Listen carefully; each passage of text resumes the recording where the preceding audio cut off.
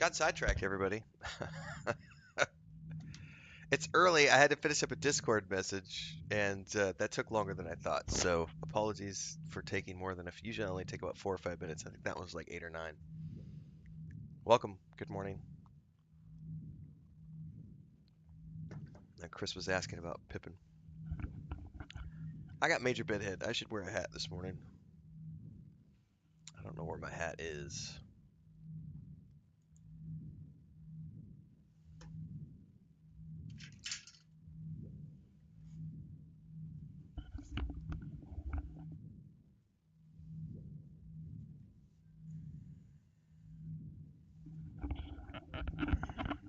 That's better. Lord of the Cats has arrived, everyone.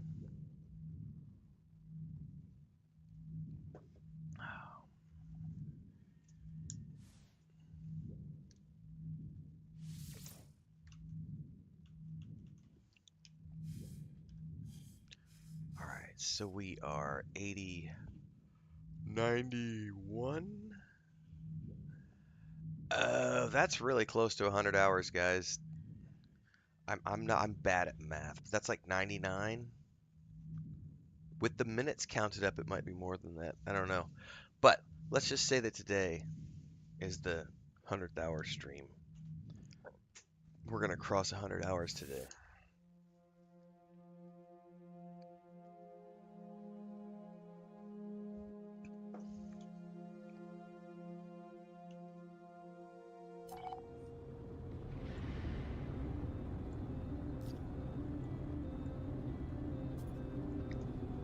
Okay.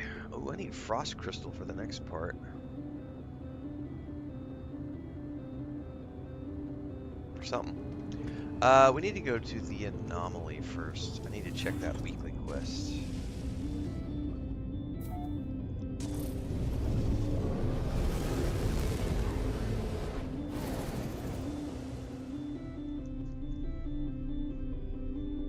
I gotta take some notes real quick, guys.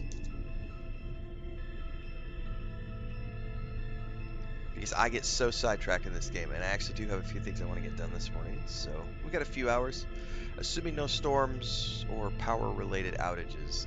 We are in the middle of. We're not getting hit with hurricanes, but it's hurricane season, so we're getting lots of storms, which means power outages and stuff. So I reminded everybody yesterday that I'll be as live as often as I can at my normal times, but I can't control the weather.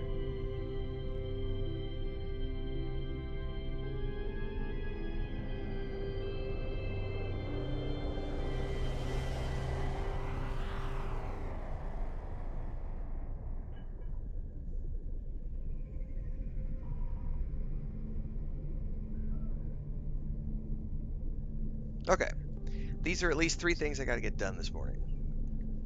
Fury's like, ooh, 4 a.m. How am I up this early? I'm up this early with an alarm every day. There are days I don't want to do it. Full on. There are days when I'm just like, no. But it is like all the guys who are like the ex-Marine dudes and Goggins and all the people who are crazy about the things they do. Discipline is the number one most important thing, and after you're up and you shake it off, you do feel better.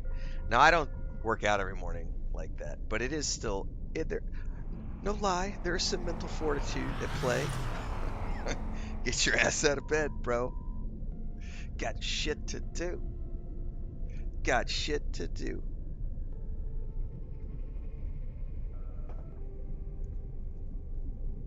On my list, we're going to do the weekly, or we're going to check the weekly at the anomaly.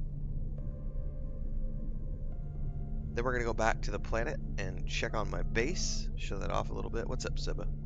And then we're going to do a little tour of the planet, check out some of the bases we haven't checked out yet on the Paradise planet with the community builds. And then we might do some general questing of stuff.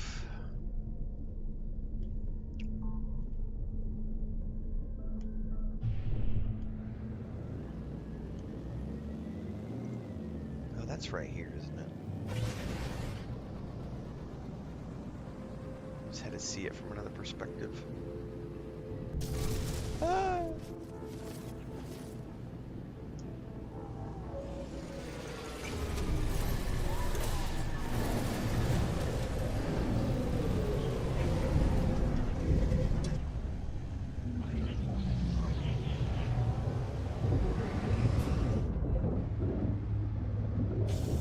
Oh, I need to update Chris on one small thing since she just went out with the cats. Hang on.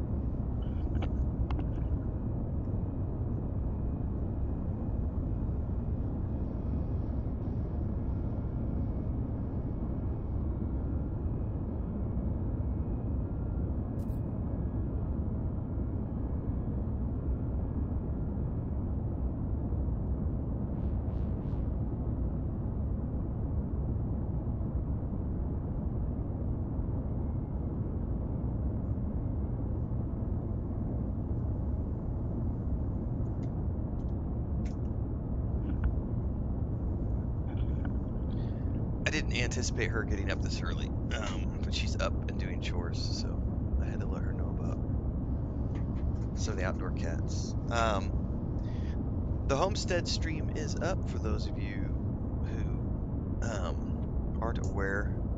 We do that every morning, so I just put my camera on a tripod out the back door, and we get the catio backyard chicken coop, and you can listen to chickens wake you up first thing in the morning. Watch the sun come up a little bit. Watch some cats run around. It's not a beautiful backyard by any means. It's not. But there's animals. Might be some ASMR for you in the mornings. Nudge, nudge. Chris and I go out and do chores. So you can watch us do chores. I'm actually supposed to cut lumber today, but I forgot that I do 2 streams on Sunday, so I'm not cutting lumber today. I'll cut lumber tomorrow. Tomorrow's a run day too, so it's gonna be a busy morning. I may not go run. I may just cut lumber. But I gotta cut a 3-meter board down into 6 pieces. They're gonna be about 50 centimeters long, and we're putting shelving on the back wall of the house out on the catio to do a little staircase up to the roof for Mary. Can't bring it all the way down because then the other cats can jump up on it, but we want to have something where she can come down and jump down inside because she goes out. But she's jumping right now from the patio roof to the chicken coop roof, which is, it's not good. We need to break her of that habit. And then we're gonna put Chris has some wooden milk crates or vegetable crates that we're gonna put 3 of those and mount them on the wall with the opening outward so that the cats have 3 beds on the wall above the wood pile for the outdoor cooking stuff. Lots of stuff happening on the Homestead channel. Get over there, guys. I do a lot of stuff outside of gaming. Chris normally handles all the Homestead stuff, but when it comes to the carpentry stuff, I do this.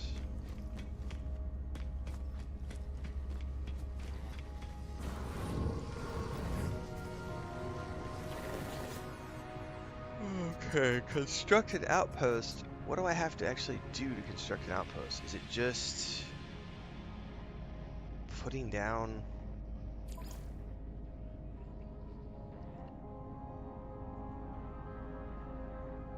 You like watching the chickens, Seba? You wish you had one? They're definitely a Christina thing, not a me thing. I'm not a huge... I love chicken eggs. And I like eating chicken. Chickens are a lot of work. A lot of work. Chris spends probably half her time taking care of chickens. Because, there's like 30 of them, I think, now. And we've got everybody's in different groups because they have we have different brooding periods. And so we have chicks being hatched at different times. And the only way to ensure that they survive is to separate them out. And then you have to watch everybody individual, and you're feeding everybody, and you're making sure that all the little gates are working the way they're supposed to, and you have to go collect the eggs every day, and you have to keep the roosters from fighting, and sometimes you have to have too many roosters in a pen because it's not time to do a butcher yet, and so you got to pull one out and put them in another pen, and then you got to make sure that I mean, Chris spends a lot of time working with chickens. And then there's like putting powder on them to help with mites, because they can get mites. General upkeep. But I mean, we've probably lost about 8 or 10 chicks in the past 2 years. I don't think it's more than that, but at least like 8 or 10. Because just if you don't separate them, or if they don't get separated soon enough, accidents can happen. Like we just had one about a month ago. He was like 6 weeks old. There was 3 of them. He's about 6 weeks in the pen with one of our oldest rooster, who's super tranquil. He doesn't bother anybody. But there was another. That rooster's name is Paco. His son, one of his sons, was there. He was getting up to about 6 months old and was starting to want to fight with his dad. And he was still young enough. It wasn't anything big, but he'd gotten big, and he had started weighing it. And they got in a fight one day. Not anything serious, but they were running around, doing their rooster thing. And the smallest of the 3 got crushed underfoot.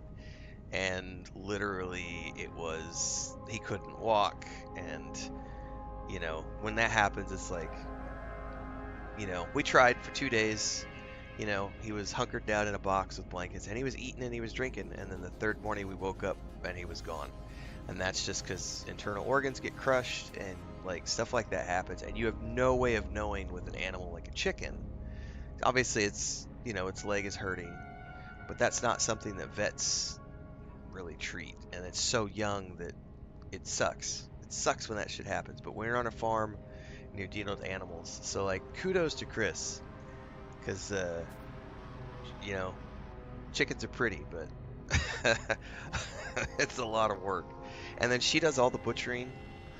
So I mean, that is her jam. And as a result, we have fresh chicken eggs every single day. And we have fresh chicken whenever we want. But it's a lot of work.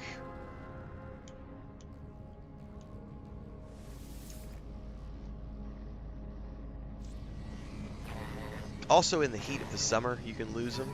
This last year, I don't think we lost any. Yes, we did. We lost one.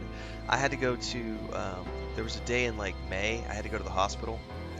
And it was when I had my leg problem, when I fell, when I was having that issue. And we had to go to the hospital, and it was during the heat of the day. We left at like 7 o'clock in the morning. We didn't get back until like 1 o'clock in the afternoon. And one of the hens, because she was not home. Normally at like 10 o'clock, she goes outside, fills water containers, moves them around to make sure they're getting plenty of shade, waters down the chicken coop to keep it cool. And she wasn't here for that because she was with me at the hospital, and we lost one of the hens because it was like 115 Celsius that day, or 112 Celsius. It was a hot summer day.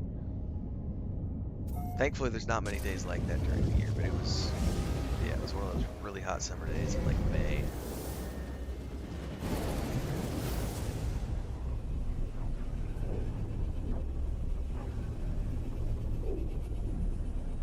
Meanwhile, I sit here in an air-conditioned room and play video games. My wife is a goddamn badass, is what she is, guys. She allows me to do this for a living. And I do help out with the homestead, but it's like 95% her. Like, she does almost all the stuff. But she loves animals. I mean, that's the next objective, is to get her a bigger place, because she wants a dog. And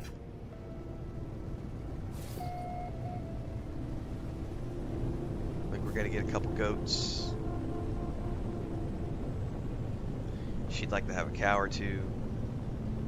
It's all animal They're all animals that do something. Oh, and she wants a pig or two.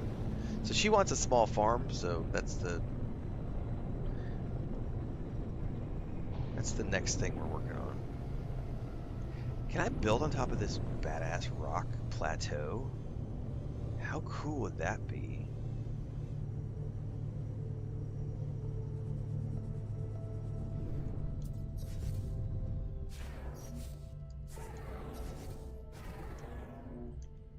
It's not gonna let me, is it?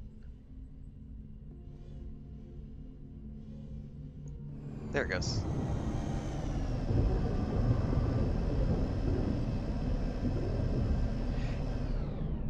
You know, Seba, I was just thinking, it is a lot of work, but I think it's a lot like anything in life. If you enjoy what you're doing, it doesn't really feel. I mean, it is work, and you are tired at the end of the day.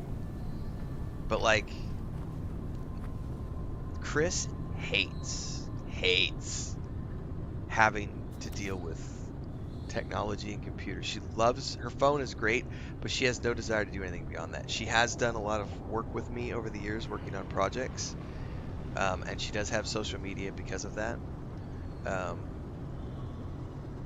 And she knows, Photoshop and Lightroom, and she's done a lot of production work with me in our travel blog days and with the game dev stuff, with all the artwork and everything, and her tablet and stuff. But once we moved here, that was like her biggest win, was like, I'm done with technology and computers, and you deal with that, and I just want to be outside,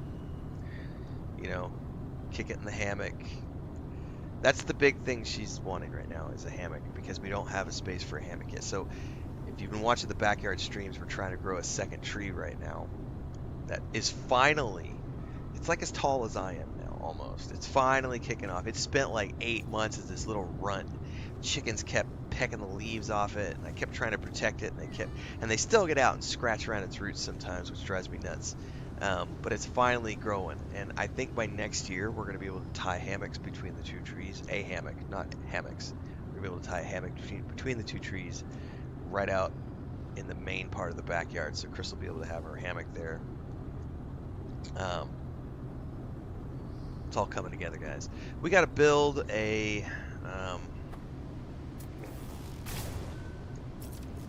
outpost.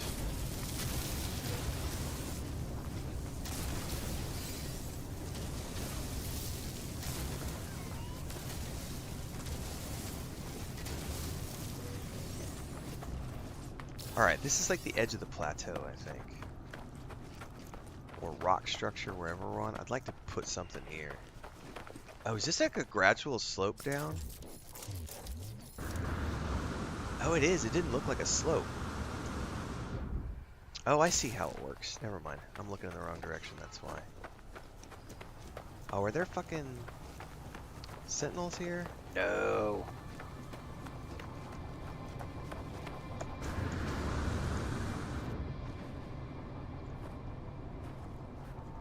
Any of this will be good. Habitable planet reached. Establish a construction site. One explorer. Deploy a base computer. That wording is really weird.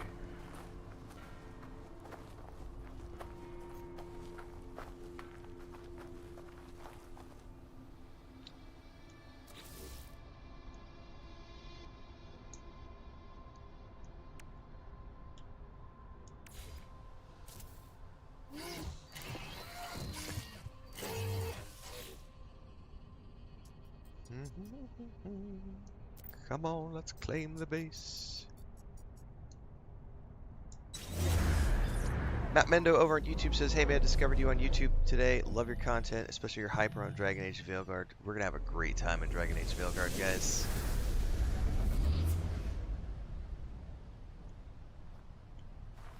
About a month out. We're almost exactly a month out. What's the date today?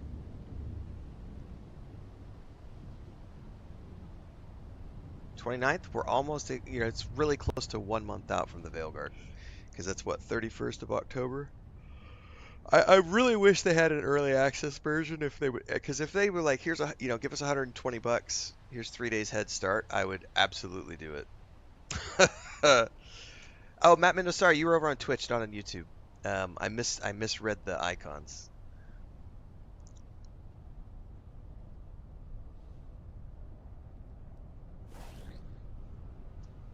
What's up, everybody tuning in? Welcome this morning. All right, we need to build a biodome. Okay. I don't mind where I place this. Higher would be better. Probably not gonna be able to because it's not flat. Oh, we might be able to place something up. Oh, oh, oh. How far up there can I get it? Thermal protection falling. I may have to go into the other camera view to get it right. Hold up. Come on. Get on up here, you stupid bitch. I gotta turn this around and back it up the wall. That's why we're at the edge of where I can build. Alright. Well, that's understandable. Maybe I don't want to place it up there. Can I put it over here? Ooh, that wouldn't be bad. We could be right on the edge. How close to the edge can I get? Ah! My character doesn't want to run that far. Hold up, everybody. Need a better point of view. Imperial says, Renfail recently started following you like your content. One question, how would you compare No Man's Sky and Starfield? Which of the two do you prefer? I don't prefer either. I like them both. I play them both. I do prefer different things from each game. Each game gives me a different thing that I like. I like the space exploration and like it does look a little repetitive after a while because of the procedural element in No Man's Sky, but I do like the exploration. It's a cool thing that they've done with the engineering, and I think they do that really well. So we can give them a check mark and say that's a win for you guys. But then I can go to Starfield and say I love the visuals, I love cinematic RPGs, I like narrative, I like skill points. Um, Win for Bethesda. You know, so I don't want to do the whole which do you prefer? Because I don't prefer one over the other. I think they're both excellent games. I love them both equally. Um, I play both of them regularly. I'm newer to this game than I am to Starfield because I just discovered this. You know, I'm 100 hours in at this point. Um, so I'm a relative newcomer to No Man's Sky, considering it's an 8-year-old game. But you know, they're both great games. Like Seba says, different games, can't compare them too much. They're both amazing games. That's the easiest way to say it. They each do different things differently, and I want them to do them differently. I do not want No Man's Sky to try to be Starfield. I do not want Starfield to try to be No Man's Sky. I don't want any of my games to try to be something else. Those games have their identity. Let them have their identity. That's why I play this game. That's why I play this game. That's why I play this game. I like having different types of games to play.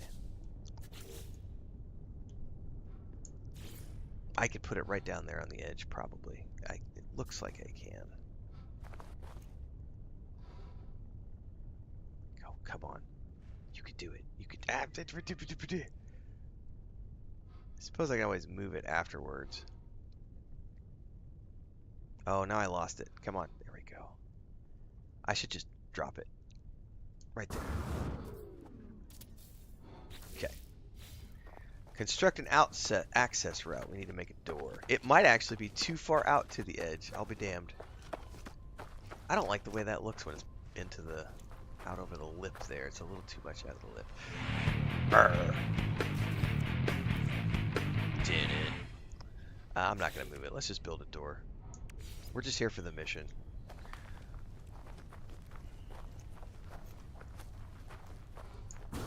This is a temporary thing we're building. Okay. Curved corridor. Man, I hope I have all the goodies I need to make this. Curved corridor. I may go into creative mode if I don't. Where the hell are the I know I have curved corridors. There.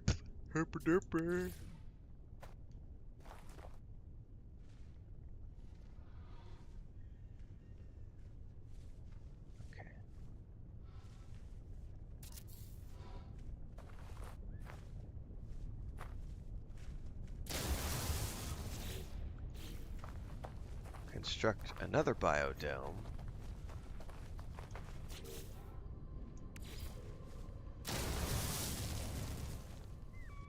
Construct a biofuel reactor. I've never made a biofuel reactor, guys.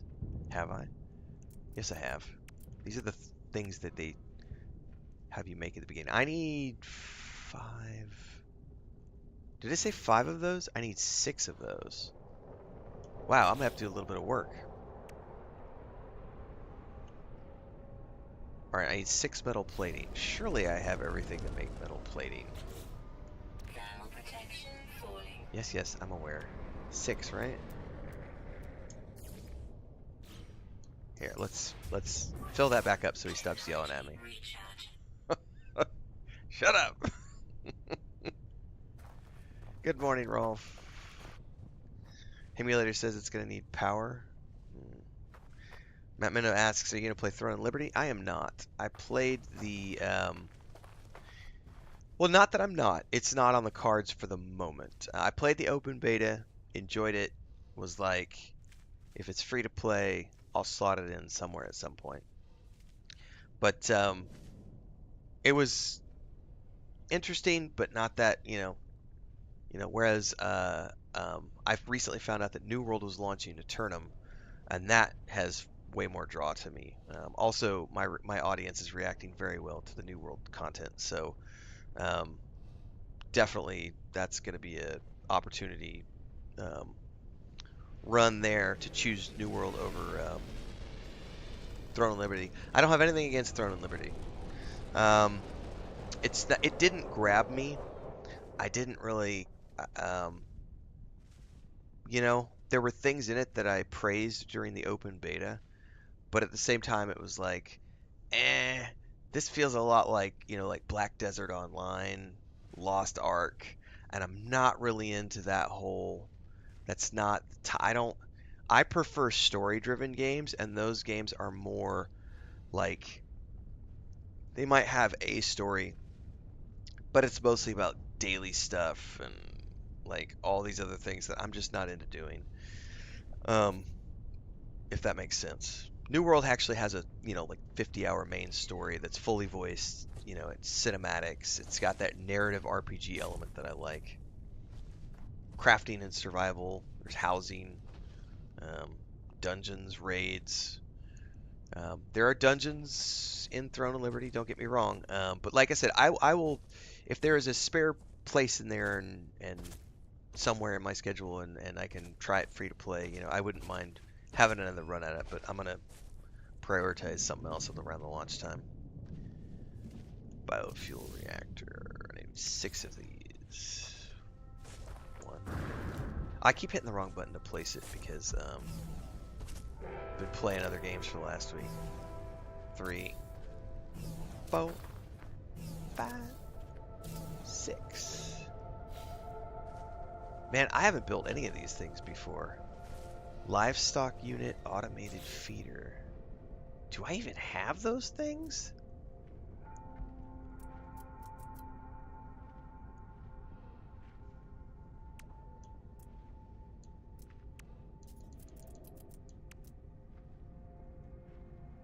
Can I actually do this, or am I going to have to go buy things from the anomaly? I may have to go buy stuff from the anomaly. Where's my notebook? Point in case. I'm 100 hours in, and there's still shit that I'm finding out about No Man's Sky.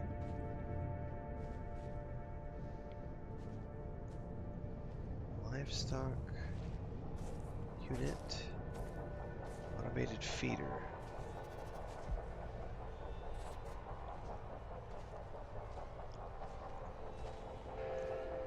Hang on, Emulator programmers are saying I should have gotten all of them starting at the mission. So does Rolf. All right, hang on, maybe I'm missing them.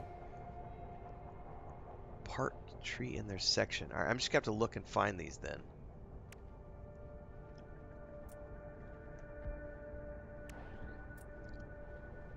Stone structures. Advanced technology. Okay, here it is. There's an agricultural terminal. Hang on. Well, at least there was something down there. There may be other things that I need to find out.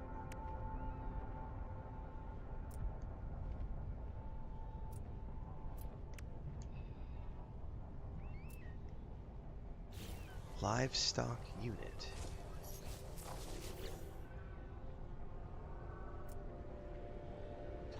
Thermal protection falling. Usually these things are highlighted so that I don't have to like try to find them.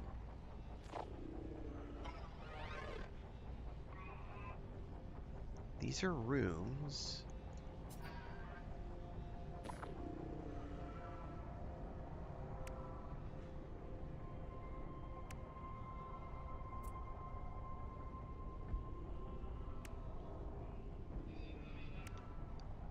Like, I am not seeing them, guys. Am I missing something?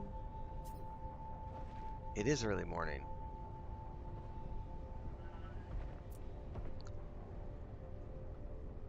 There's definitely an agricultural terminal. There it is. I found it. For some odd reason, like the other ones were highlighted and flashing at me to tell you this is the one you're supposed to pick. And on this one, it's not. So I'm like, it's early morning, coffee, medicated. I'm like, there's no blinking lights. Help. Livestock unit. Oh shit, I gotta make a list. God damn it. And you know, for other people, this is probably much easier because they have a freighter that has the matter transporter or whatever, and they can instantly get all the things they need. Whereas I don't have all these things on me. I have them. I'll have to go grab this stuff from my storage unit at my freighter in orbit here in a second. So I need metal plating, polyfiber. I don't think I have polyfiber yet.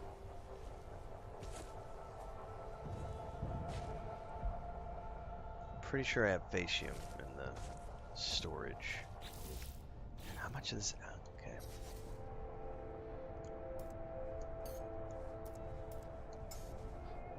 okay. Alright, here we go.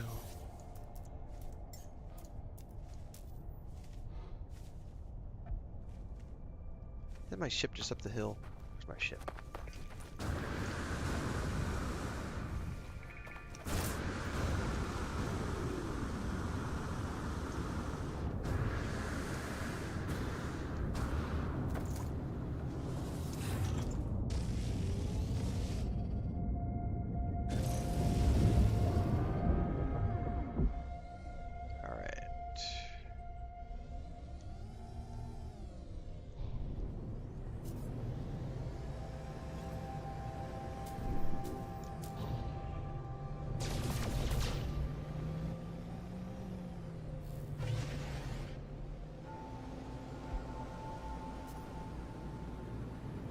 Woo!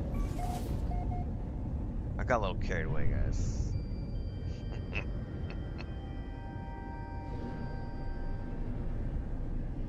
Oh, I'm almost there.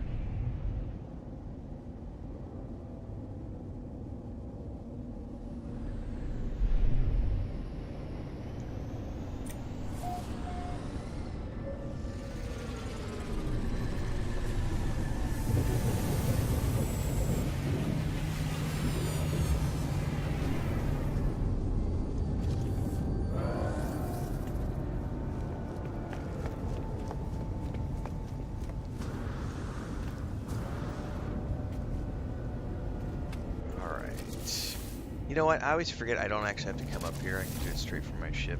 Sometimes it just be like that, kids. Alright, I need metal plating, right? I might as well just grab all of it. Or at least a chunk of it. There's a stack of 40. Let's just take all of it.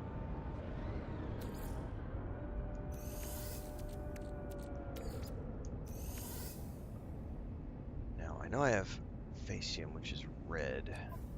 I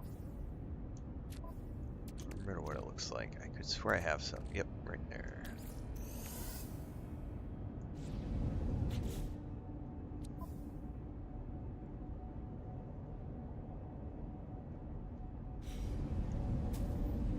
Okay. I can't remember the other thing I needed. Wrote it down, thankfully. Polyfiber.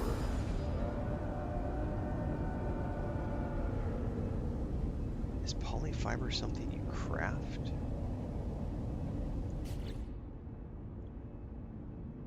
I'm assuming it is. I've never seen it. It might be something that's purchased though.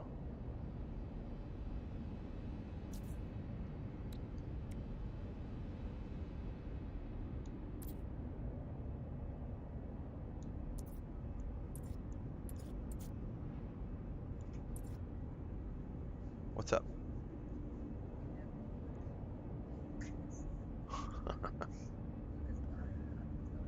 Hey, Pippin is there, yeah?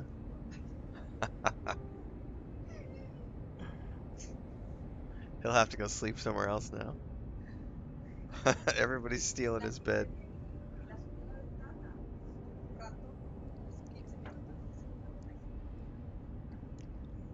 That's funny.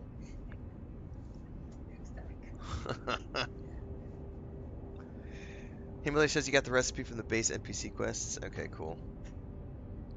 Oh, I do it all the time, Chilka. And the worst part for me is that because I play this once a week right now, and in between I play 4 or 5 other games, and sometimes new games that are slipping in, and so I'm always learning new control schemes. And so when I come back to this every week, there's always some shit. Which button did that again? No, that fires lasers. It doesn't turn on the thrusters. Damn it!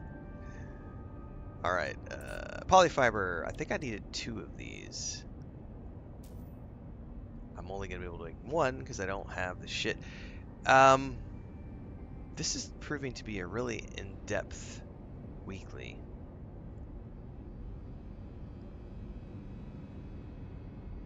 I don't have something here.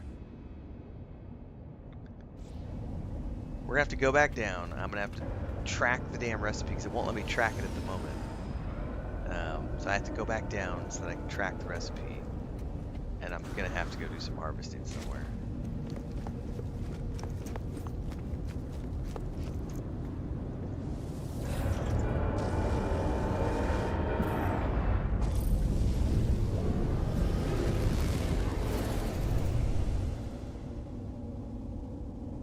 Alright.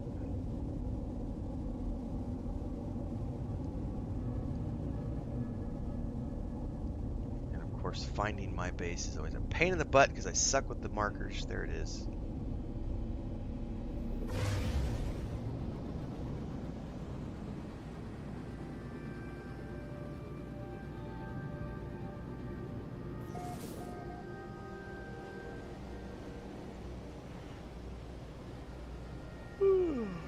Excuse me. How am I this morning, Astro? Good.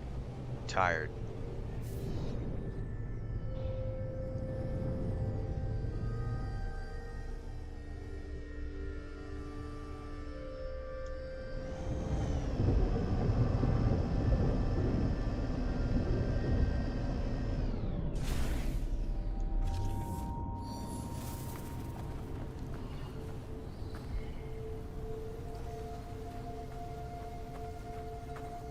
Alright. Livestock unit. Pin details. Yeah, I need 2 polyfibers.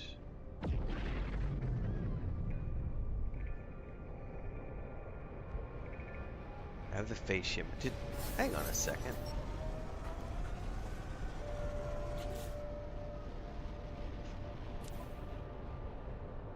I made a polyfiber. Did it stick it somewhere else? Fuck me, it stuck it on my freighter. Because I was in the inventory when I did it, so it stuck it in the freighter.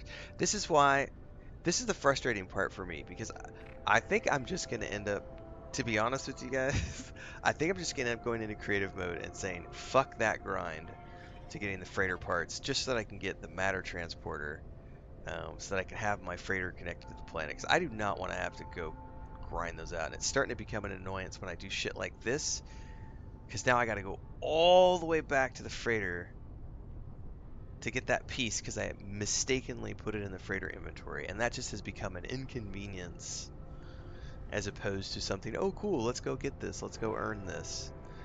I don't have a problem, but after 100 hours that's starting to get really annoying.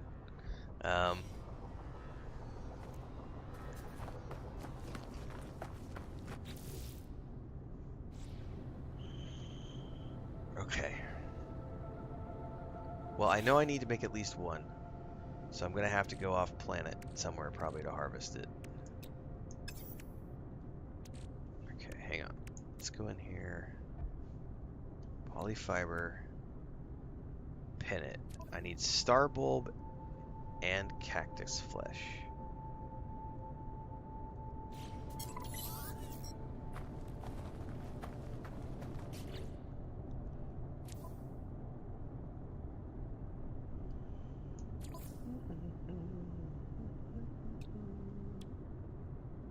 Those are plants. The star bulbs are plants.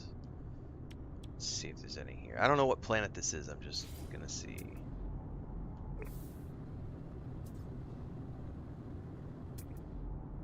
Did it not track?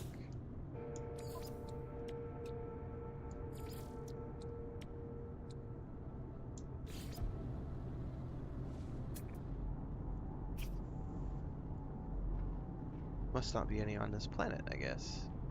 That was weird. It didn't even... Mission abandoned. It just like won't even let me trigger it. I don't know.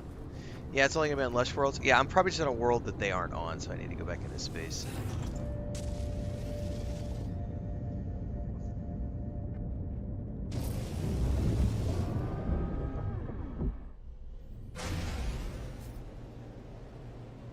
Yep, we're about to go into space and check it out. I know I need a barren planet as well.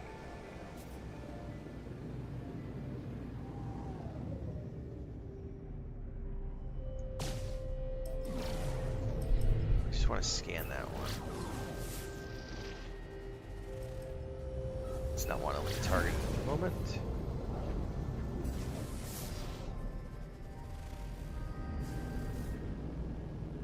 Nope, frozen hell.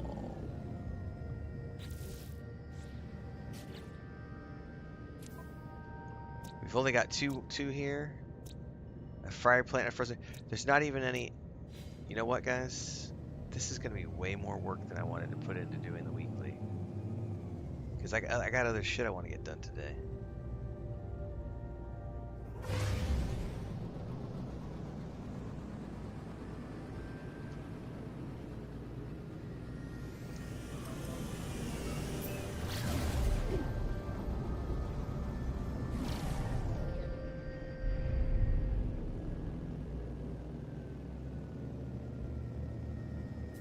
Yeah, I'm not going to do this right now, guys. I don't have the things I need. I think the only way to do this would for me to go into creative mode, just so I can bang it out. We're an hour in, and I need to do so many things to just do this. I would rather go do the other things on my list, because I've got a lot of other things I need to get done this morning. You can't change difficulty because we're in a Nexus mission. How do you abandon these guys? Do you go to the log and, like...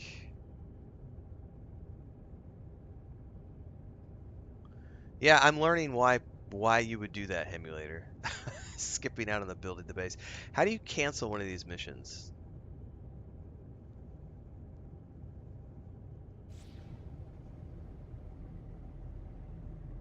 Just use a teleporter, so like I could just go back to like the anomaly or something and teleport out, or a space station.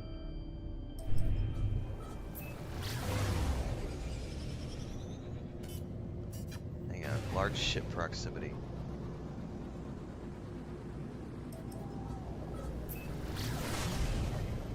Or you can abandon it at the Nexus. Okay. Well, I'm already en route to the space station, so we'll steer from here. If those pop up again in the future, I'm not gonna do those. That was a lot, and because I don't have the resources stockpiled, I wasn't prepared for that. Bummer, man. However, it did give me motivation to go do something as soon as we're done here.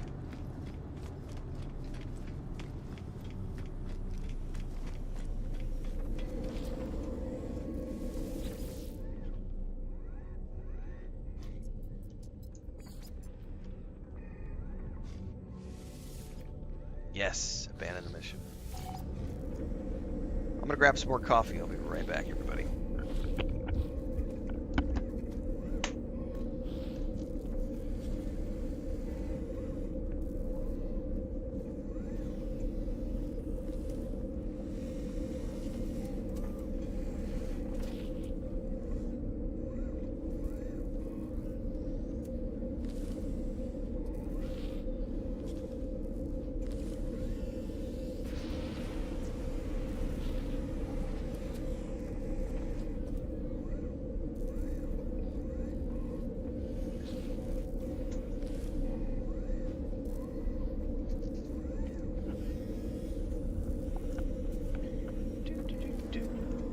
So I think it abandoned it properly. Okay.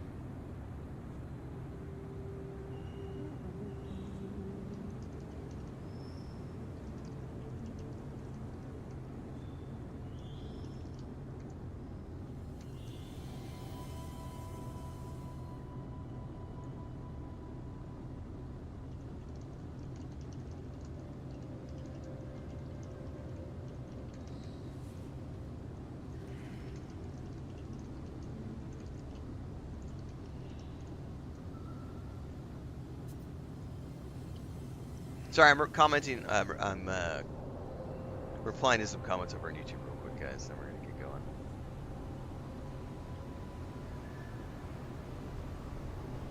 Fun times. All right. I don't need to locate anything.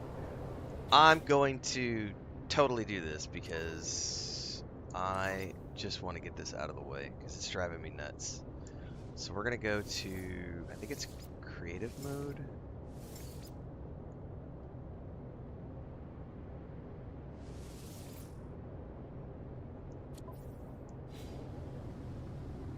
We are going to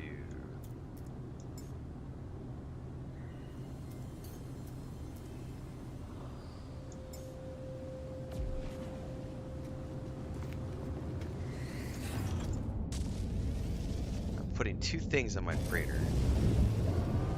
I don't have a problem harvesting and crafting all the other stuff, but these two things are driving me nuts.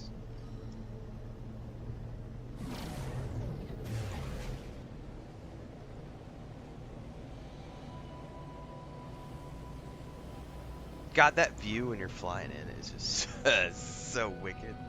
And I understand it gets even better because once I actually go out and hire other ships for my fleet, the fleet gets even bigger.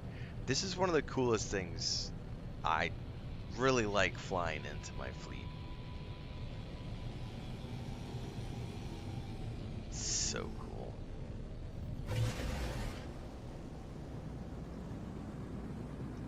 This is another win for No Man's Sky, because somebody was asking earlier about, compare these two games. And you can't really compare games like that. Each game does things better in a certain way, and every game deserves to be unique. So I don't want my games to be like other games. I want them to be separate. One of the areas that this game wins is the fleet, like being able to have a fleet of ships. It's kind of automated, but that's okay. It's still kind of cool visually. I think the idea of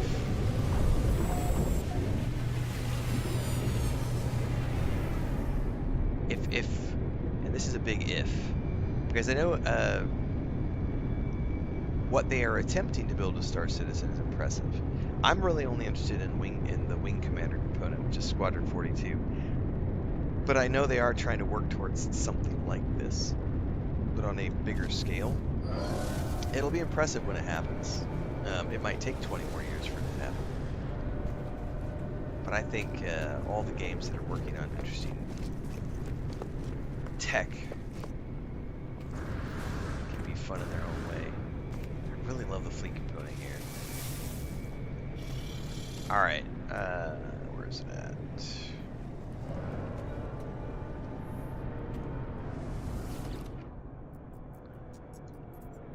These parts and upgrades.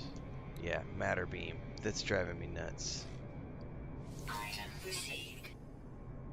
Okay. And then what's the other one I want? Was the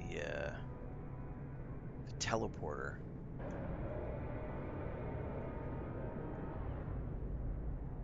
have no idea where that's at. No. Where the heck would the teleporter be? Oh, it's probably a room.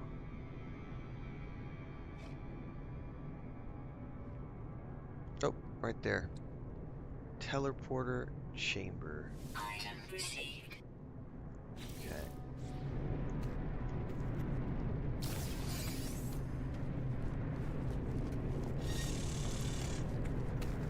Oh yeah, welcome to Convenience-ville. I'm not regretting a moment of it. I've put in 100 hours of grind. I'm gonna reward myself. Hang on, hang on.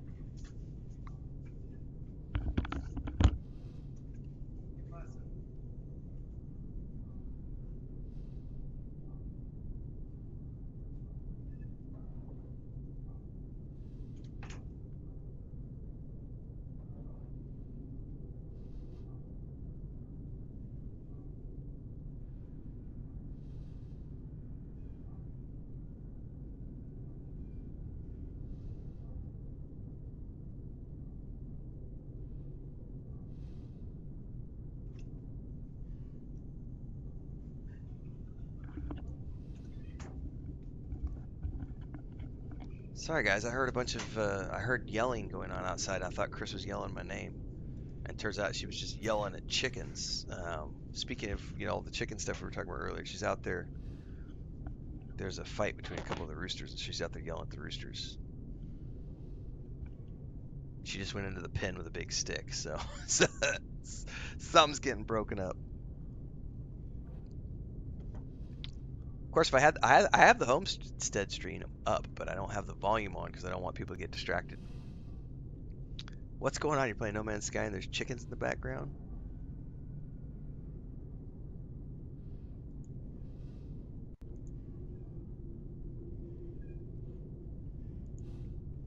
Okay. So I don't know if it matters where I place these.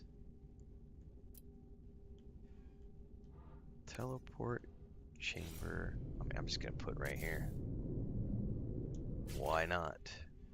What was the other one? The matter thingy.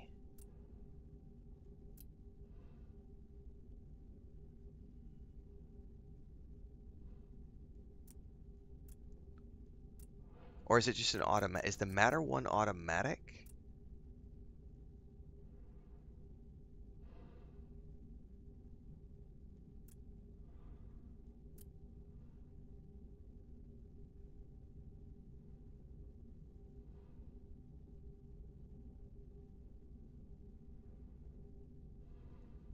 Oh, okay. Thank you for that, emulator.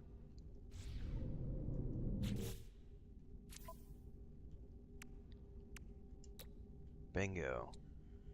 Technology installed. Only thing I need is some antimatter.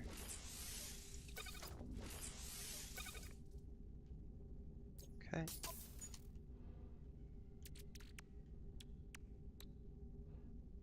Cool. Alright. That's done. I think the only thing else was the...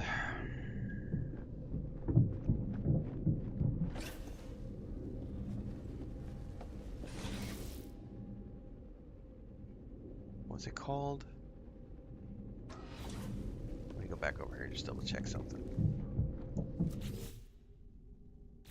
I don't really think I need it yet, but I think somebody had mentioned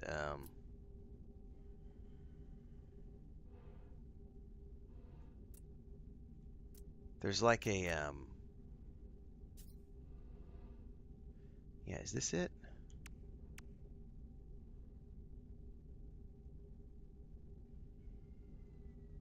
That's a worker terminal. What do I need to be able to summon the exocraft from anywhere?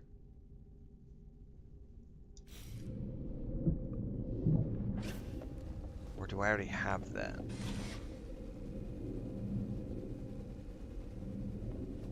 Okay. so now I come over here. We've got a teleporter right off of the gardening area. That's really cool.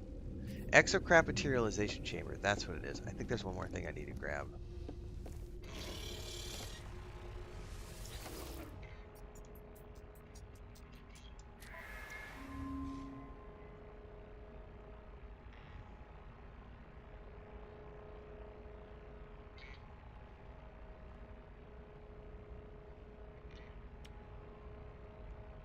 Oh, there's even stuff over to the left, too. That's interesting.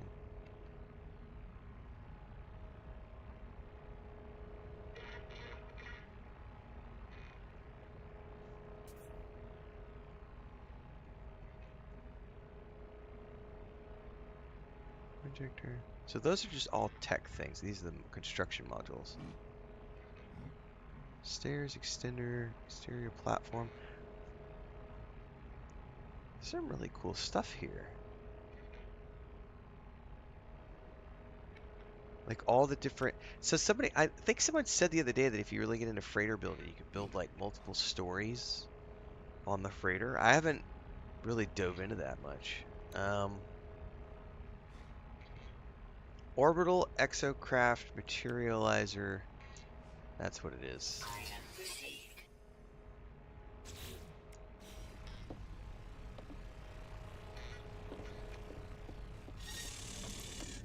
Yeah, that's where it was, Redgar. Thanks.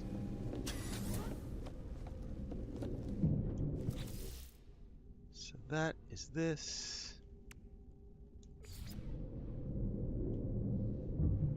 Stick it here for now. And I already have the other part of that, which is... Or I had something from the planet side as well. So now I have this. Oh, that's a really cool graphic too, like the hologram of all your ships, of all your little land vehicles. Is that a space right there? Because I don't have one of them, or... In any case. That's done. Okay, now I can get back to other things, because that's been driving me nuts. I was not having fun grinding those freighter parts. I'm happy to turn it back to normal mode now. But I'm sorry, I was not having fun. Like, that part of the game was not fun to me. Trying to find those stupid freighter parts. Hashtag icing on my cake this morning. Happy birthday to me. Alright. That should help with my frustration levels. Oh, you're telling me there's something else I should look at, Redgar. Hang on, we're going back. Why not? Why fucking not? Tell you what, guys. I don't even know what you're talking about. We're gonna go find out. A planet scanner room.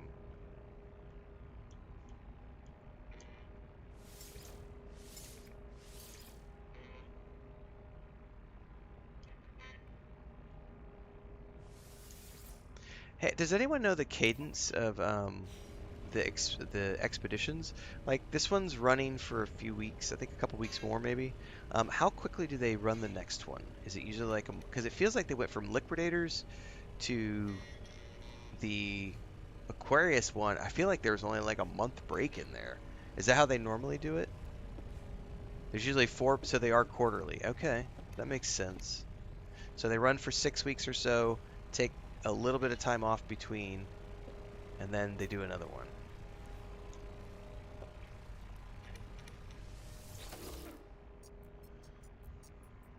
Oops, wrong one. Timing's a little random. Okay. Well, it sounds like that's what they're shooting for anyway.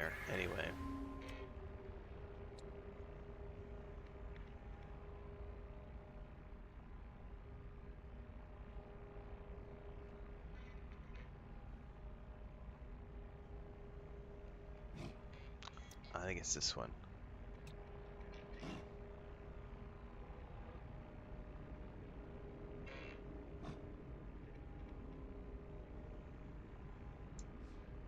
Item received.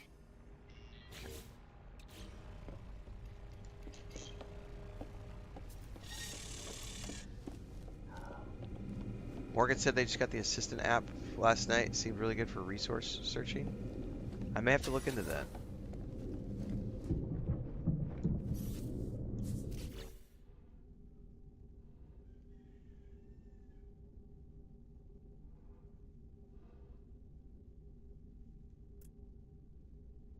By the way, what is this room? Exocraft. Can I put that on the back of this bay? I mean, why not?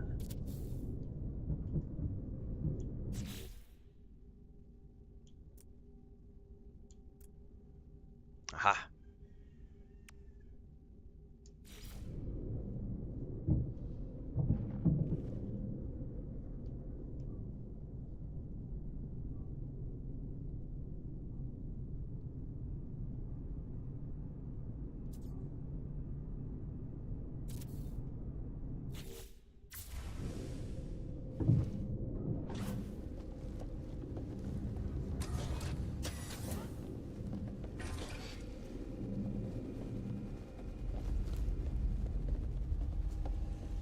Cool.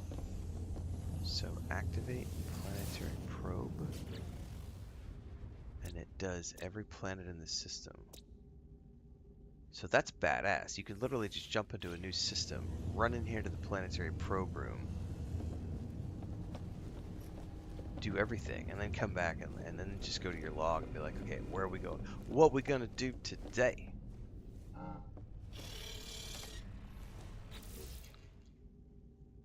Alright. Well, that's cool as shit, man.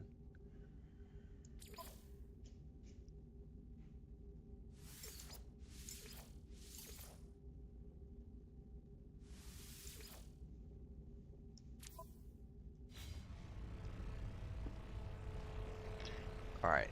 Perfect. So now, one of the frustrating points for me was not being able to teleport, but now I have a base teleporter. And I can go straight down to the island planet.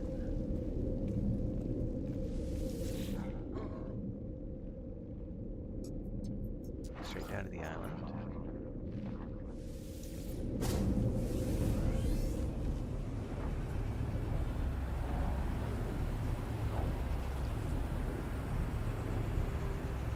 Riggar says, saving up for an S-class freighter when I find one. I'll be using this one for a while. So now I can open this up and boom, I can go straight to here and I can say,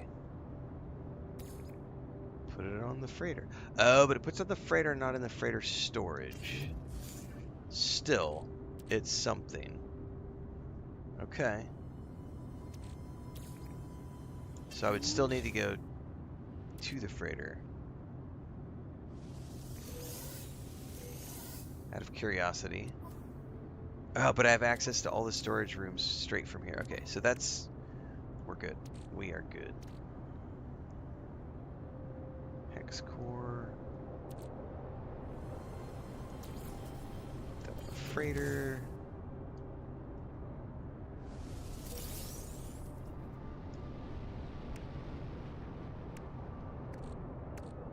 Hold on to the phosphorus.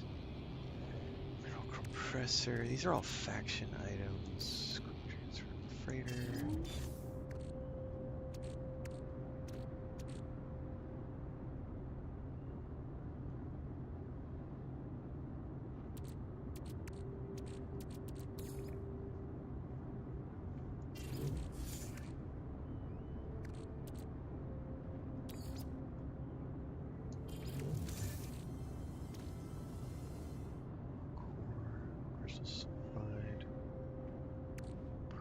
Those over to the freighter.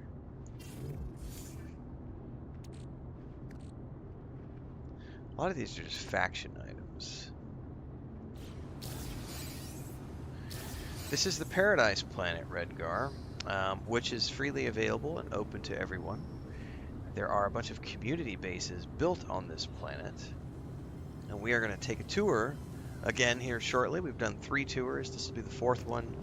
I think there's only a few left that I haven't seen, so I think we're going to focus on the ones we haven't seen today. Yeah, there's a video. I don't have it up right now to link it, Redgar, but if you go to the playlist If you go to my No Man's Sky playlist on YouTube, or just go to my YouTube channel and Google it.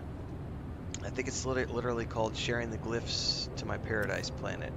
This planet has floating islands. Maybe not, it doesn't have the new floating islands though, it has the old floating islands. So we're actually on a floating island right now. Let's take off real quick. There are others that float higher than mine, but I liked the one where mine was because I was able to build my underwater base right next to it. So I opened this up about 6 weeks ago, maybe 6 or 8 weeks ago to the public.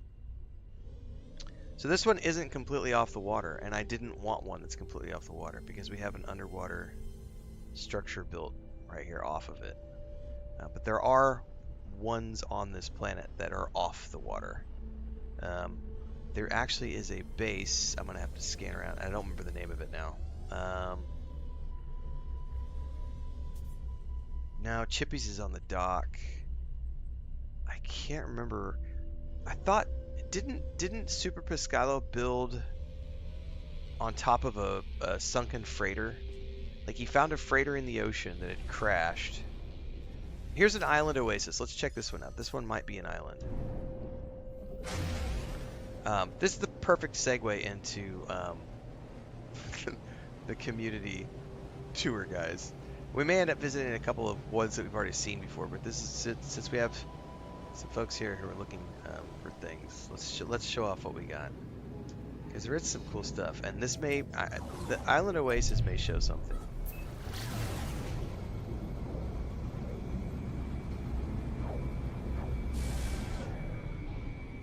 But I do want to find the other base really quick.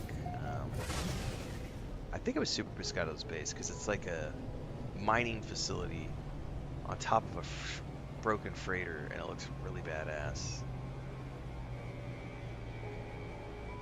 All right, this is an island paradise. This is okay. So this one is not floating, but they've got something built here. Let's check it out. They're out in the middle of nowhere, guys. Check this out. Oh, I bet the views out here in the daytime are fucking awesome, especially with that planet in the background. We're gonna check the time of day out here in a minute.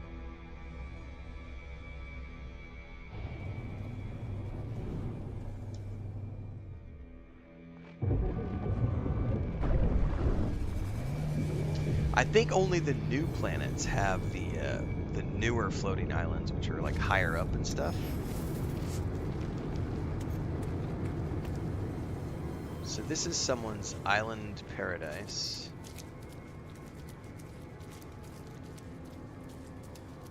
Okay, I can dig this little outdoor standing planter. Ooh, I've never seen those kind of plants, whatever they are. The Island Oasis is this one's name. We've got a little terminal here. And a little hollowed list. Look at the view out from, you know, you're crashing in your little cabana bed.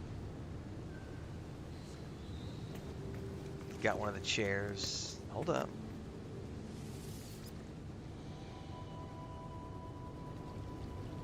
Can you, no, hang on, don't get up. Don't get up, don't get up. Get back down. Yeah, it's kind of like a little villa for sure. All right, now I want to go into photo mode.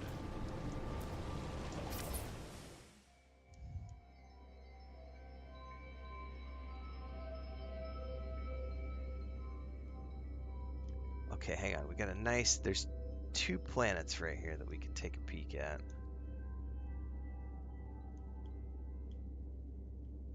Hang on. Oh, there's 3. There's 3 planets there, guys. I don't know if I'm able to get them all in the shot, though. Oh, I bet I can if I do this. Oh, hell yeah. Alright, we need to do a tilt, I think.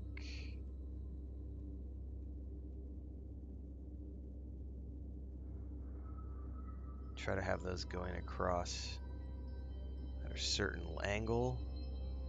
What was time of day?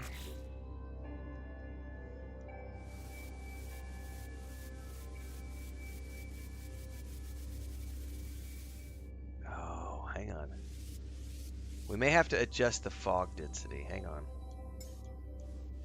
So we can get all the other... There we are. That's a little too...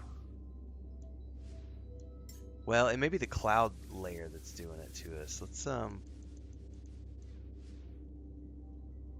we all 3 planets. See, any fog density is gonna crank it, gonna make it wonky. So let's just do clouds. I got a vignette on this.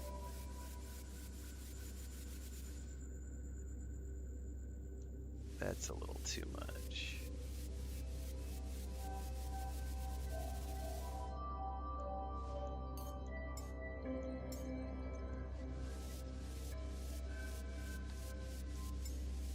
Oh gosh darn it, I clicked down on the wrong one. Give that back. I think the 5 a.m. view is pretty good. This looks a little wonky with this coloring.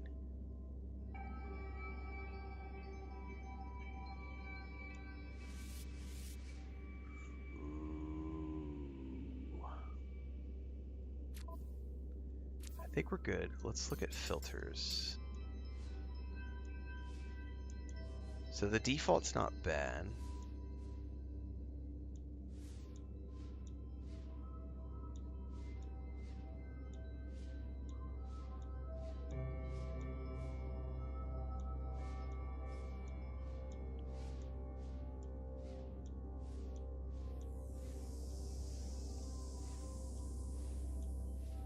I think we're just going to do default. Hide menu and take screenshot. I do want to add some more clouds.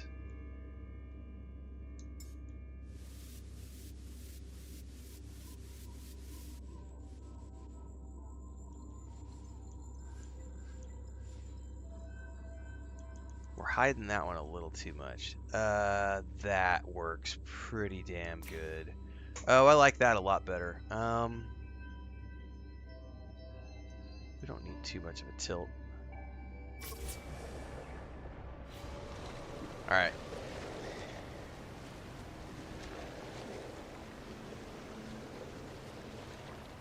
That's their island oasis.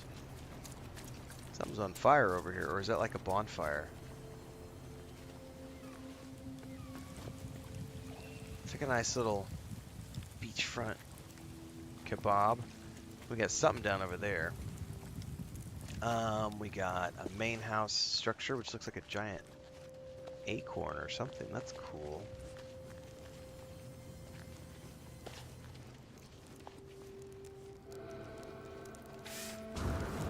Oops.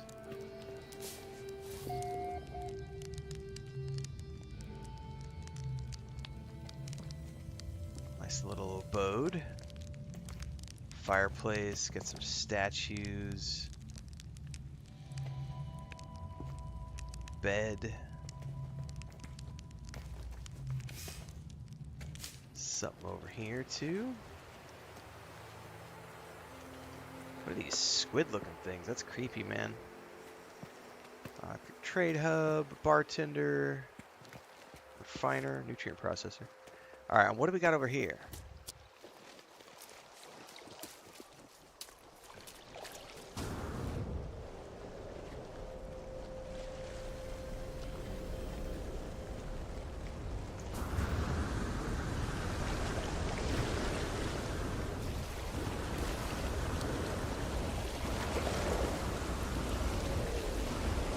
Oh, and I missed it at the last second.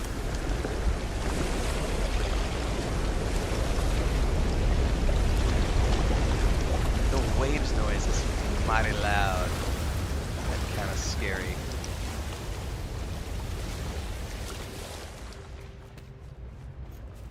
They did a good job with the water sound effects.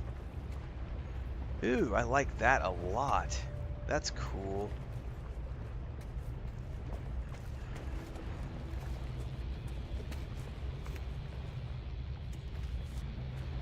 Nice little relaxation chamber in here.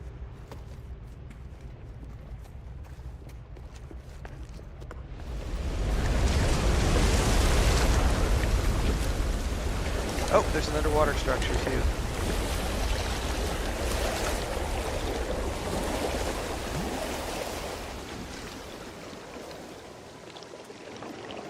Very cool. How do we get down there, though? There's got to be a teleporter. I think that's a teleporter right there on the edge of the platform. Technology recharge. Technology recharge.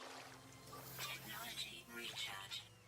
Technology recharge. Okay, can I make it back over there from here?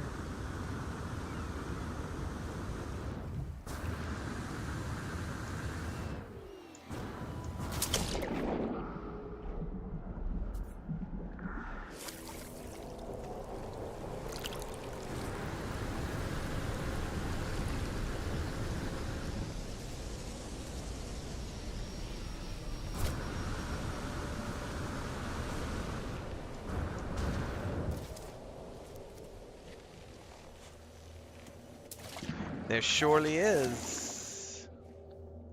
Welcome to the underwater base.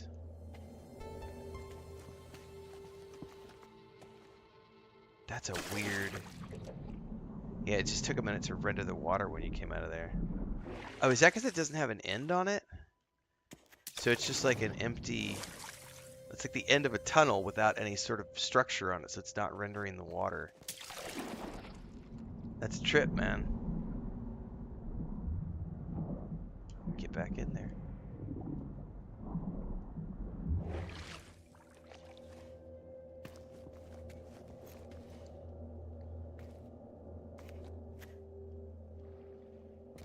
Okay. Off to the right, we've got like an underwater hotel room, which I would be terrified to sleep in real life.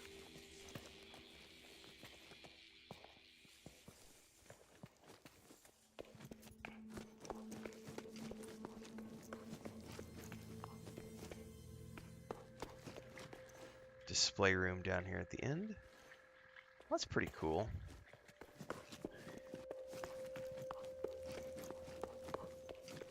Yeah, there's a few really good underwater bases on this planet. If I happen to come across Super Pescados as we're adventuring this morning, I think it's been by far one of my favorite underwater ones. And if we could see it here in a minute. If I can find it. If I can't, we've still got other ones we're going to go take a peek at this morning. I know you can get to it from the portal, but I'm just like, I like looking around the landscape and flying to stuff.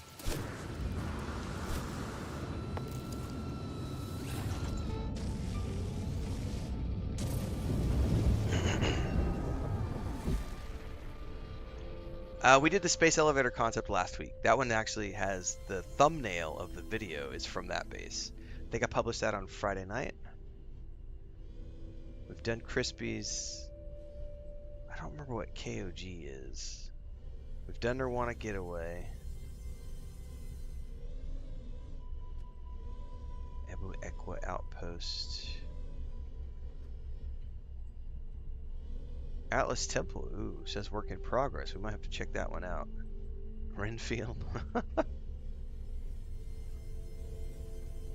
No, I don't know which one was the one that was blended with the Bub Kitty's base. I don't remember which one was the one that was the freighter.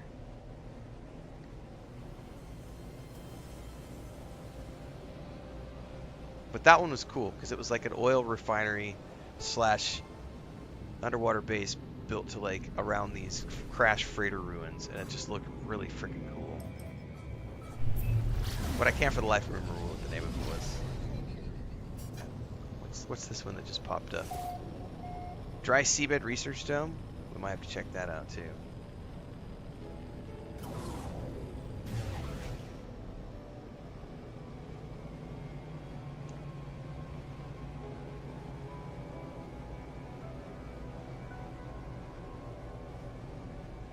Oh, I don't remember. This is the Atlas Temple work in progress. Oh, where are we landing? Apparently we're Millennium Falconing on the side of this structure.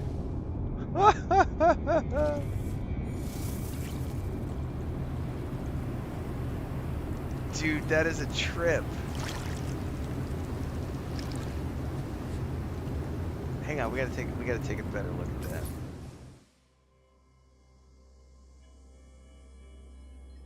That is a trip, dude.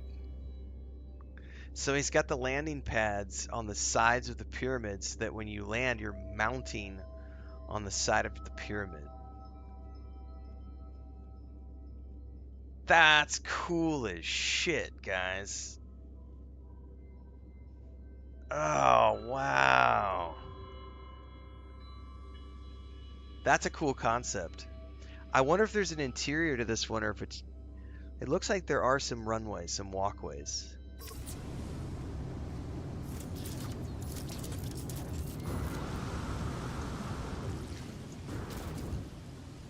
So right now it looks like a very conceptual stage at the moment.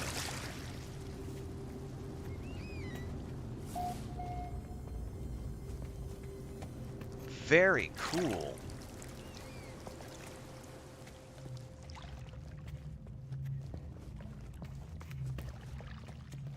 Somebody's scratching at my office door. I know you're in there, Daddy. Can I come into the office? Cats are so funny. Well, this is very interesting. This is a cool concept. Oh, there's a bird that just flew through. I keep hitting Y to jump because I've been playing so much Starfield. And Y switches weapons here.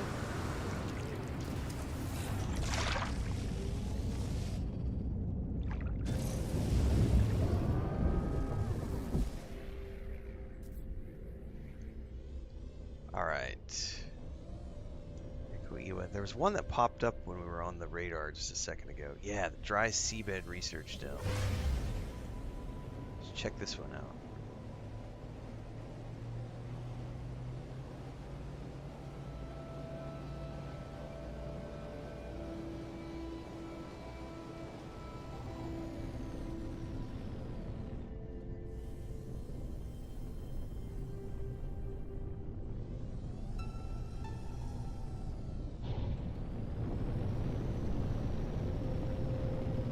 About to break through the cloud cover here and see what this is.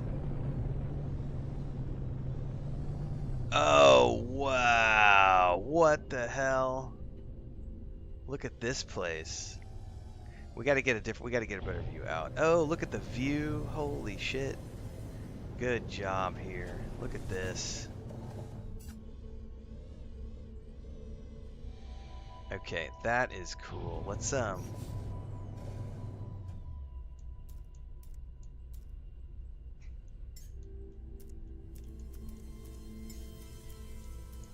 go into third person view. Just so you get a look at this place.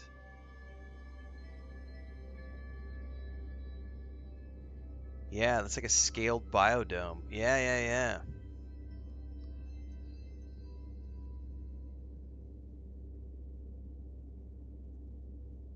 Very cool. I love the views. So see, there's one of those floating islands right ahead. Somebody was asking about floating islands on this base, on this planet. So like, here's this, you know, not all of them are huge and like off the water completely. Some of them are still attached. But there's quite a few of them around here if you go digging. All right, we gotta get back into first person mode. All right, we need a landing platform.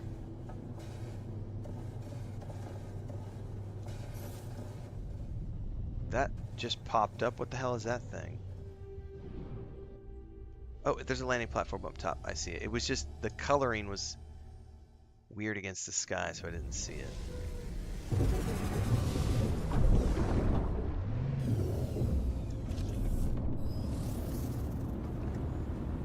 Very cool. Oh, those are like partially finished structures. Okay. God damn it. I hit the Y button again. Oh, hang on. There's an underwater portion too. Let's not get sidetracked. How would I get down to there from here? Or do we have to go underwater first? Oh, there's a walkway. Yeah, so we're meant to go down into the dome and then out through the walkway over there. Gotcha.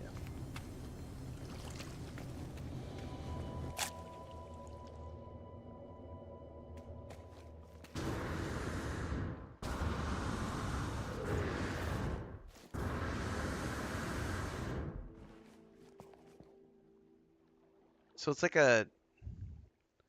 Dude, this is a trip because it's like the underwater wildlife.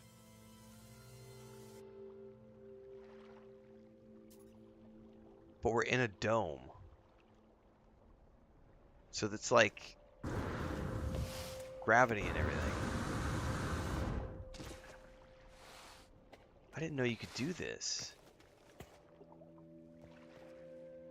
There's like a whole research facility down here. Oh, and there's like a crashed ruin or something. What?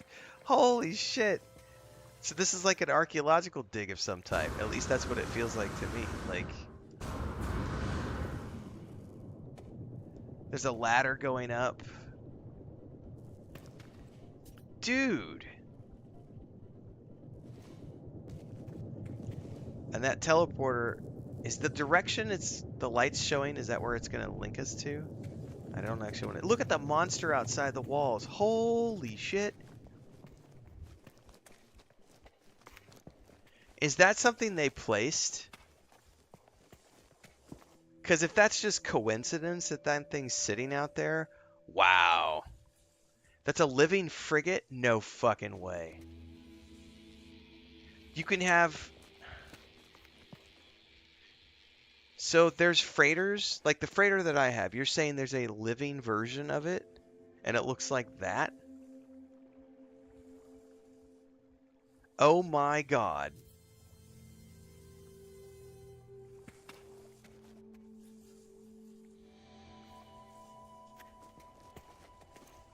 Wow.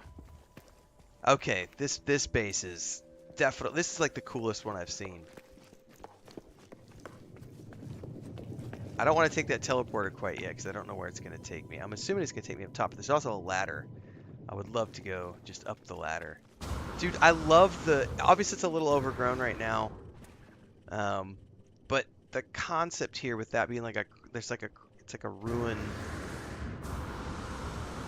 I could be completely wrong with what this is. Okay, suddenly we're back in the water. So there's some wonkiness there. And there's an arrow pointing up. That's brilliant. Go up here. Oh, hang on. And there's music too. Oh no, what just happened? There might be some glitchiness here. We might have to take the teleporter. Hang on, let's do that again. Climb ladder. Oh yeah, it's dumping me off behind.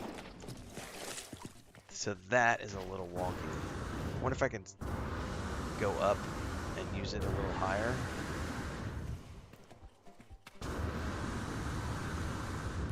Okay, got it. So he's got music attached to something here. Oh, is that the device? What's that right there? No.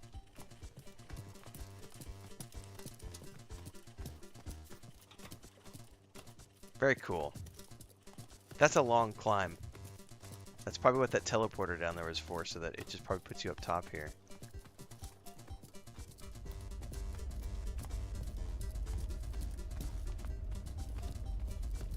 Very groovy. Oh, see, they're completely finished down here. They looked uncompleted from down below. Dude, I'm still climbing and there's no ladder.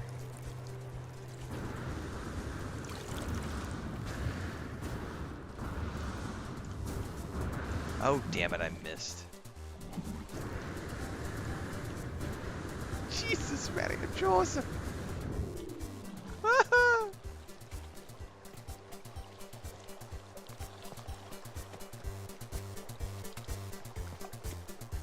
Somebody's out here blaring their music.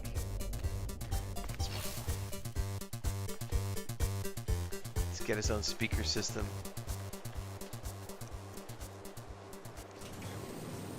What is this? It looks cool. I mean, these structures. I gotta say, that was pretty awesome.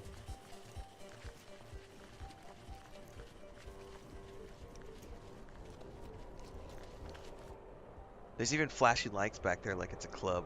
That's probably just the Xbox console light glitching thing.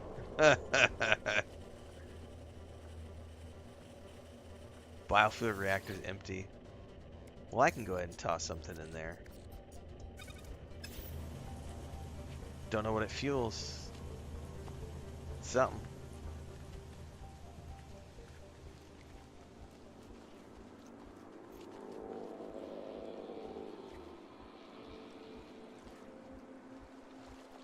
There's that, like, Atlas structure there. Ah, that fell off.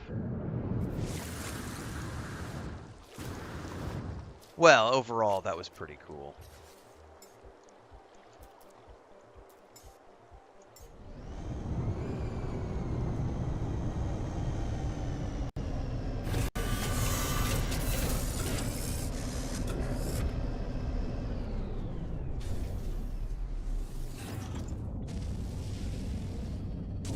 Alright, let's check for any names that we might not have seen or known or heard of before. Atlas Temple, we already took a look at that one.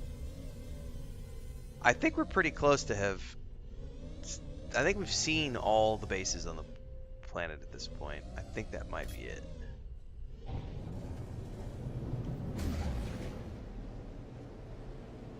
I may have to go check the portal one last time just to make sure there's not a name on there I don't recognize.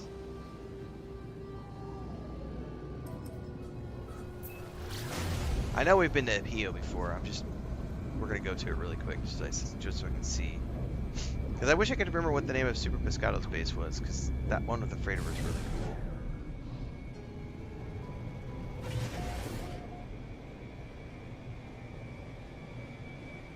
Either way, I think this was a pretty awesome experiment to have done.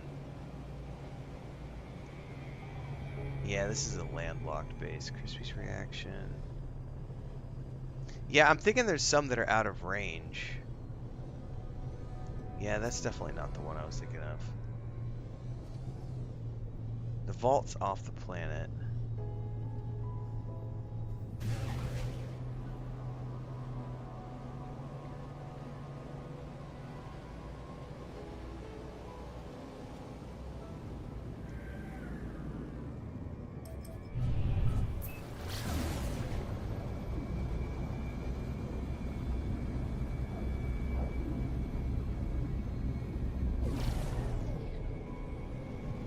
We'll probably check again one more time next week as well. That'll have been 5 different trips. But then I've got another planet that I want to do something on, so we might be going to doing something somewhere else.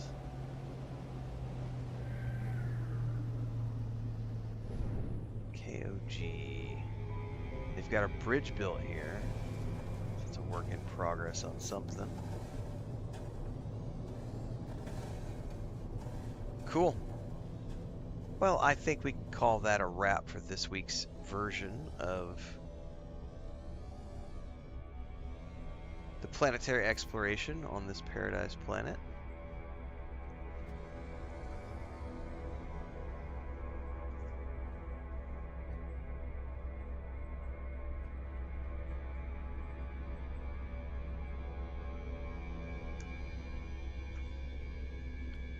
Awesome. And now let's go back really quick to Marijuana Gateway.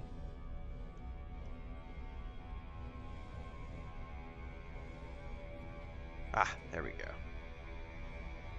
Oh no, that's the fingers. I don't want to go to the fingers. I want to go to the island one. No, not that one.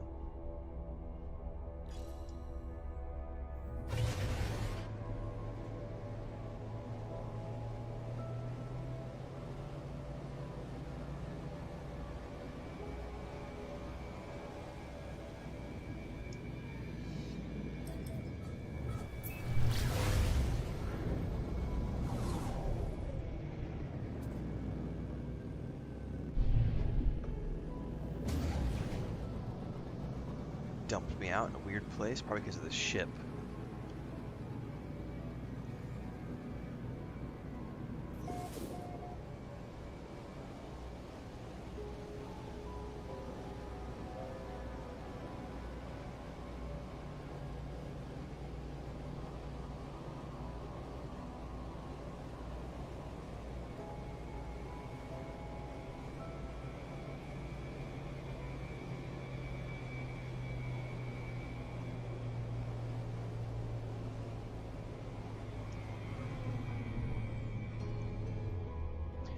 So we're coming in now on my base, which I have now worked on over the course of a few weeks. We've got a full episode series up on YouTube as I've built this base out. I think I'm pretty much done with it. It was just me learning how to build with the various bits and pieces and structures.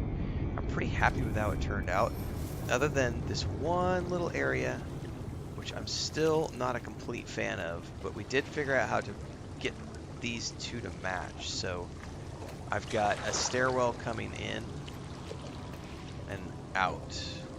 We'll go into view mode real quick. Take a look at this. Let's hide the menu. So I still haven't finished with the up top portion, but I don't know how much more I'm going to do up there. But essentially, if we can get this to pan out up a little bit, be able to take a look at.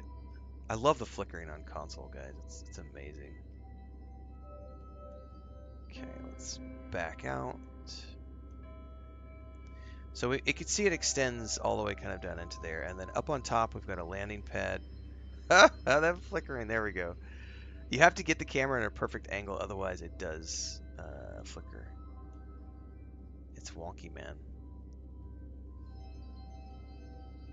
Something like that. On the other side of the island, there's a little house that I built, but I'm not going to do any decorating with it. This was just me learning how all the bits and pieces fit together. And I'm pretty happy with where this turned out. We'll go do a tour right now for those of you who might not have seen it. But I'm pretty sure that this is going to be, I'm going to call this done. And we're about to go start work on another base, which I'm going to show it off in a little bit, where we're going to start that base build, because I've got another planet in mind. But I'm kind of just also waiting for Worlds Update 2, which is going to add a whole bunch of new underwater stuff, as I understand it. We have an old landing pad up top with a portal coming in, and then we've got this landing pad built here with a structure, and we've got multiple structures out here which lead down through these tunnels out over into here. We've got a rig platform of some kind. We've got a tunnel. This leads to a cave. So there's a natural cave system that drops in right there. So you go out of that, we go down into the cave, and then there's all these branching paths that you could take down throughout this cave. The place goes on forever. I'm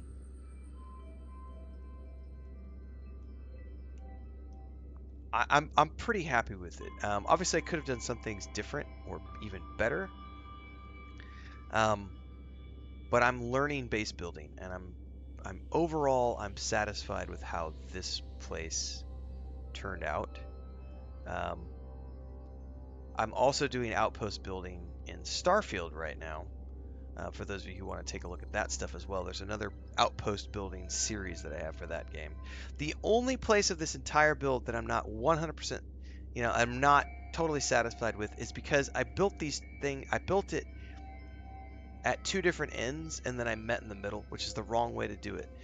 But I was learning base building, so I started on land, and then I built down, and I didn't quite understand how all the bits and pieces work together. Now that I do, I have a better idea of how to plan a base, and so we're going to build a new base in a different place, which is going to have a different layout, and I'll be able to start from one side and just work my way across and then down into the water. So because of that, I can't get this to line up the way I want. So I just put a couple of moon gates at the end, and honestly, very few people will ever directly notice that. But the idea is you're going to come in here through the moon gates, and then you go in here into this chamber. Now there's a ladder. There's no power to it right now, but there's a ladder because that chamber goes all the way up to here. So there's like 6 of those chambers or 8 of those chambers stacked going straight up through the heart of that. And each one of those can be like a storage room or living quarters or whatever, but there's a stack of those central storage containers going up through there. I didn't use any hollow teleporters, hollow pads, whatever they're called, because I wanted this all to connect together before I worried about all that other stuff. So yeah, there's a couple of things I could do to finish this off, Rolf, which is going to be more solar panels and things of that nature. But this was mostly about me learning how all the pieces fit together. So when I started, I built this. This was all it had. It had this platform. It had the landing pad, one solar panel right there, and then it ran down into this little chamber right here. And I only had the one chamber. And then that portal's right there as well. And then that was all that was here for a long time. And then I built the house on the other side of the island, which was cool. But it was just, again, learning how all the bits and pieces go together and then going, oh, that's what happens when you build into the environment and then stuff comes back. And, oh, now I understand. Okay, cool. And then coming down here and building all of this. Overall, like I said, I am, I'm pretty happy with how it all turned out. But there's a lot of learning left, and there's still a whole bunch of stuff I don't know. And then like watching Beeblebum's videos on like glitch building and stuff is like, I don't think I'll ever get that deep into the base building here. But I have to admit, this was more fun than I thought it would be. By the way, half of this was done the normal way, and I totally gave up and did the rest of it with creative mode when it came to the building, because you know what was a pain in the ass? These glass tunnels require that little the green, I forget what it's called.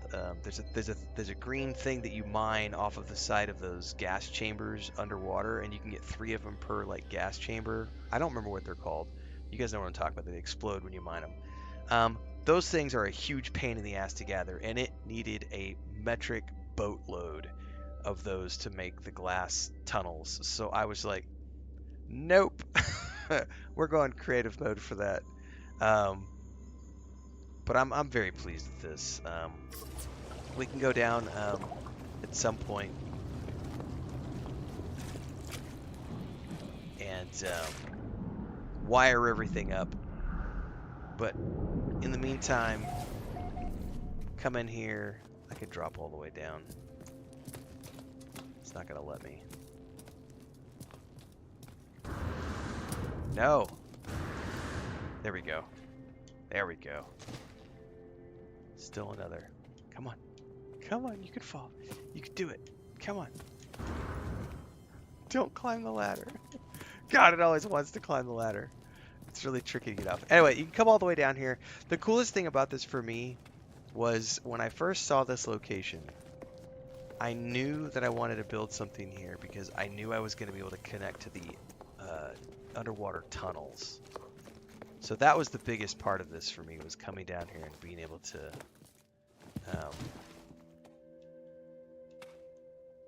have this doorway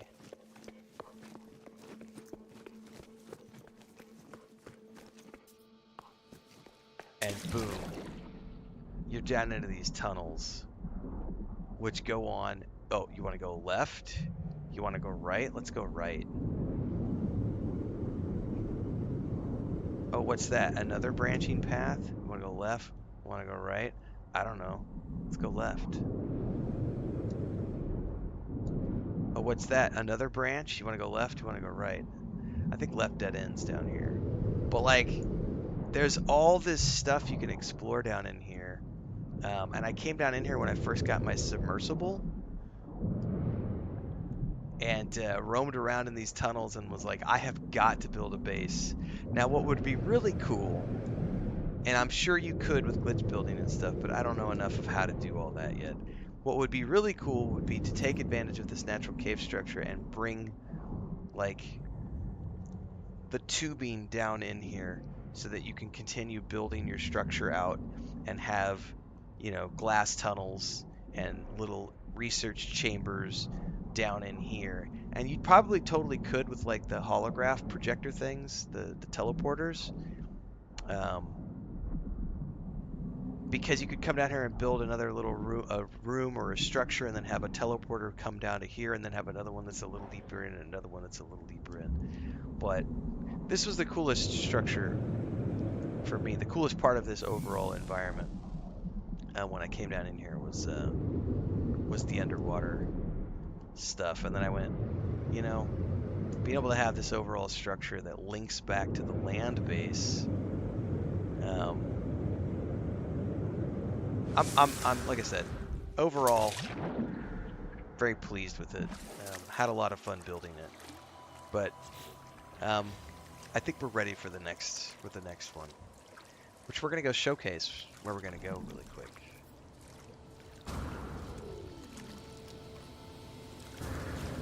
There's my submersible down there.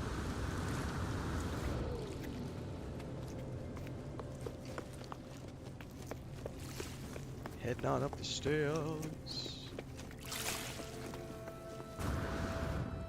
Woo! I need some more coffee. That's a fact. We'll go see if there's any left, because I know Chris has been up for a while, so she might have finished it off.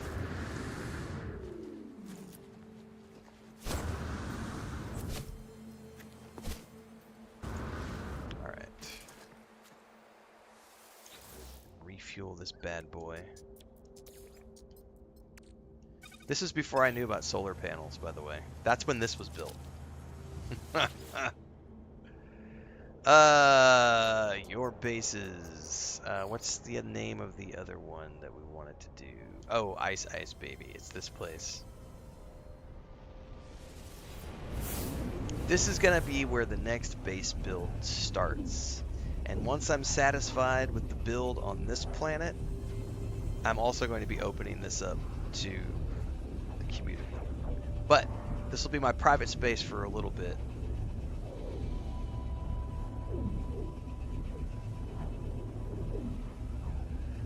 But I already have in mind what I want to do.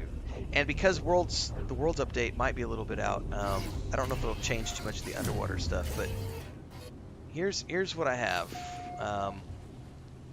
We need to get a better view out of here.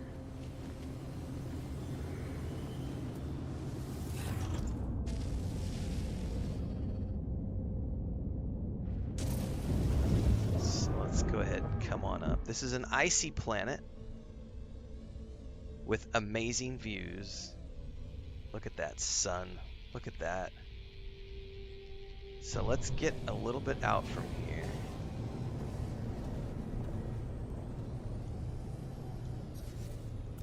Go into photo mode. So this is the island base. Okay. There is nothing for miles other than a couple of other little islands. This is going to be the next build, guys. So, I've got this island base. There's going to be a structure up on top, like a research facility or something that's all about studying the sky and the stars. But then we're going to be coming down the backside of this. We've got this little island land bridge between these two pieces. And then I'm going to have my main structure is going to be down here in this bowl, right around here somewhere, sheltered from the winds because we have that hill right there. So we're going to be down here with the ability to go into this little bay right here. So we're going to have something built out around this little bay with the main base structure right here and some sort of research facility up top. And then that at the bay is going to go down into an underwater base, which is going to extend out from there into the water and into the great unknown. of the ocean. So this base, I anticipate will take me a while because it's going to be a work in progress. We're going to start working on this next week. This is going to be the next big thing for me. Definitely going to do it all in creative mode. I have no desire to go grind materials for weeks on end. But we've still got quests and stuff to do. When I'm doing quests and things of that nature, I'm happy to go do the grind. So now that we've got that in mind, that's a good timestamp because I'll pull that out as its own video on YouTube at the 2:02 mark. And I'm going to go get some coffee now. Some mo coffee. And then we're going to come back and we're going to work on my settlement. Excuse me. There we go. The settlers. I need to go back and manage my settlement. Uh-oh, we got sentinels attacking. Alright. I will be right back, everybody. Time for a bio.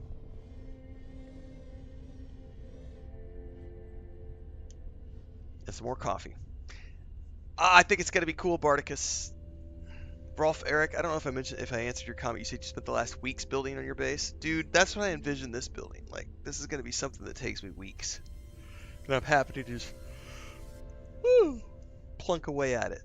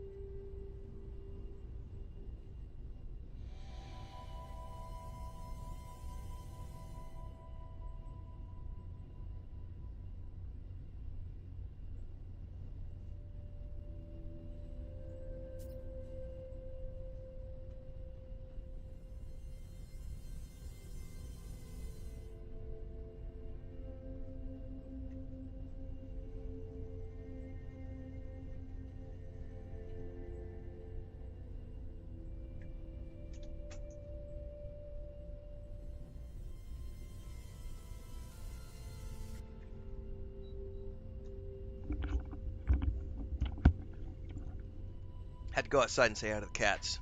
Talk to Chris for a bit. If you're following the Homestead stream, I was out on that one for a minute.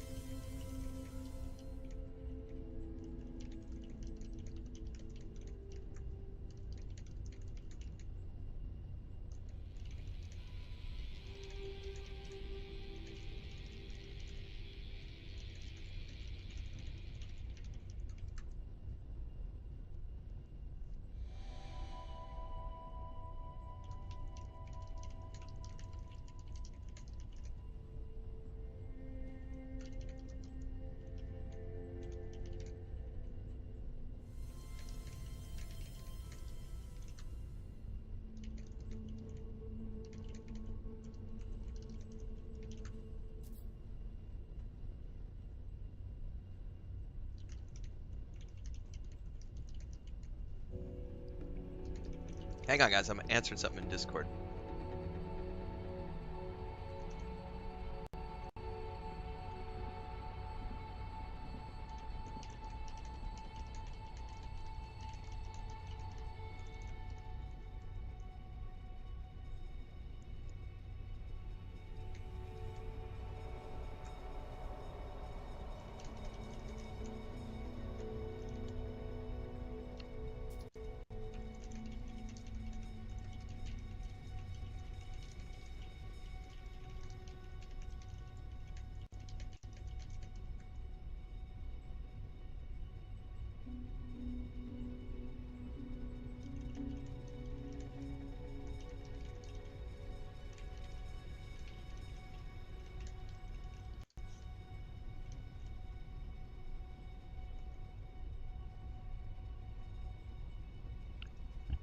What's up, Bubblonia?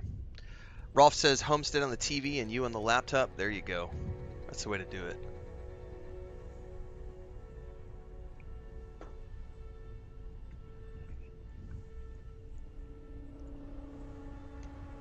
All right. We need to go back to the settlement really quick. I don't remember. I think we have to port there, which means I need to get into space, summon the anomaly.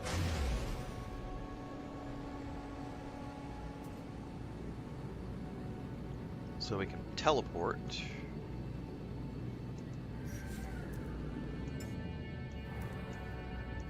Oh, come on. Planetary interference by us.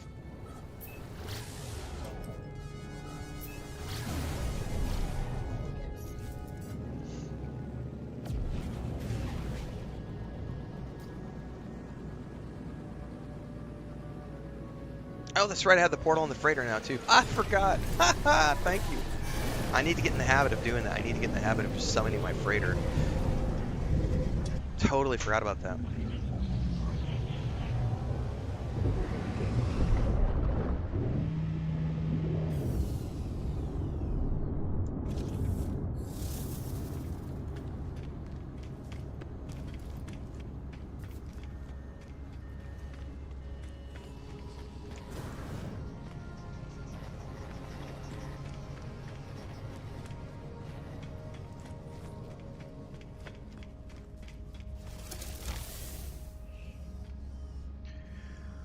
Okay.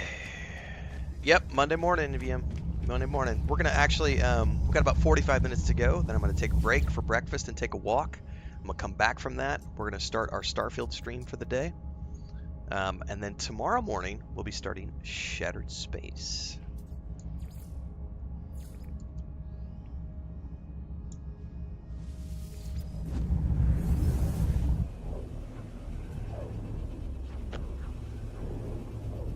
Matt Mendo says, have you ever experienced burnout while streaming or making content? Nope. Don't get me wrong, there are some days that are more difficult than others because of whatever reason. I might wake up and my head hurts. I might wake up and have a sinus infection. I might wake up and my leg's hurting. Like this morning, I'm having a bad leg day recently.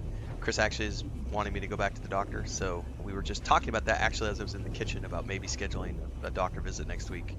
Because I was good for about 5 weeks, and then all of a sudden last week, I don't know what I did, but the leg's acting up again, and you know. But even on days like that, you get up and go. But you know, burnout, no. And I'll talk about that in a minute. Let me deal with this because there's combat, and I can't do combat and talk at the same time. Paralysis mortar. I keep wanting to say paralysis motor.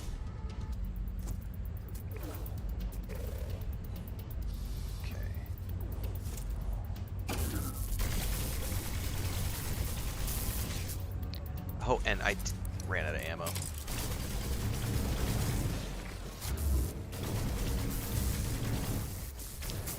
Dude, get out of the fracking way, man.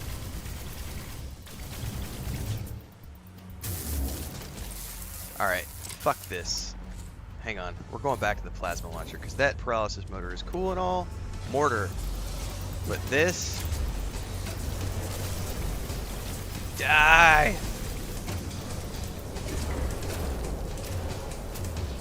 That doesn't do nearly as much damage as it used to. I might have to go back to the paralysis mortar and shoot them from inside the door.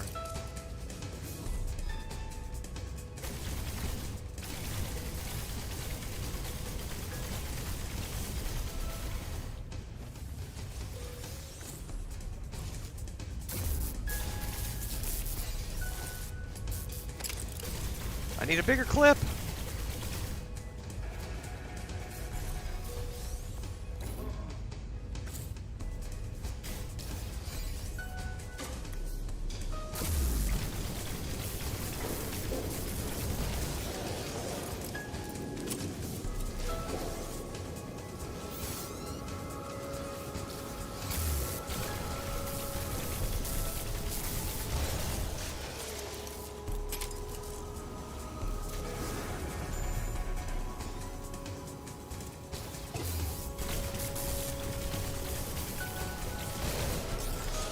Alright, they are retreating.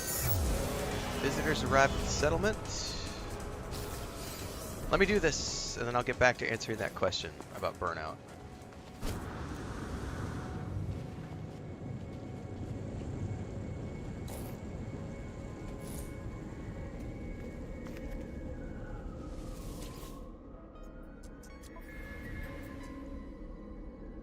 Oh, definitely accept it. New arrivals, a good neighbor.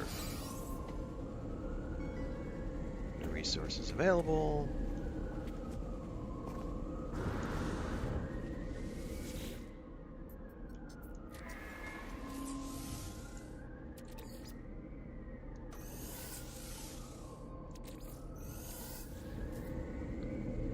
Bring silver to the construction site. Let's do that, get it started.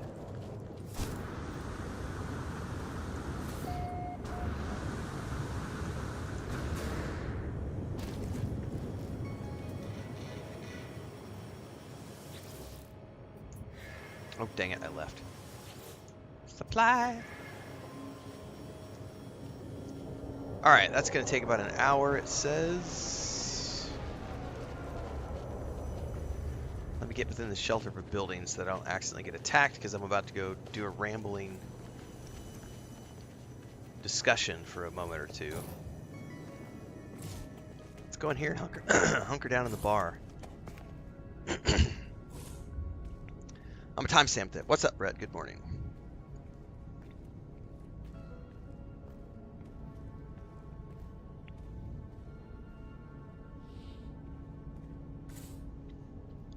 We are at 2:20. So this is from Matt Mendo over on Twitch, who asked, have I ever had a moment where I feel burned out or, on gaming or anything like that? Because they mentioned they kind of want to start streaming but don't want to feel burned out of playing games.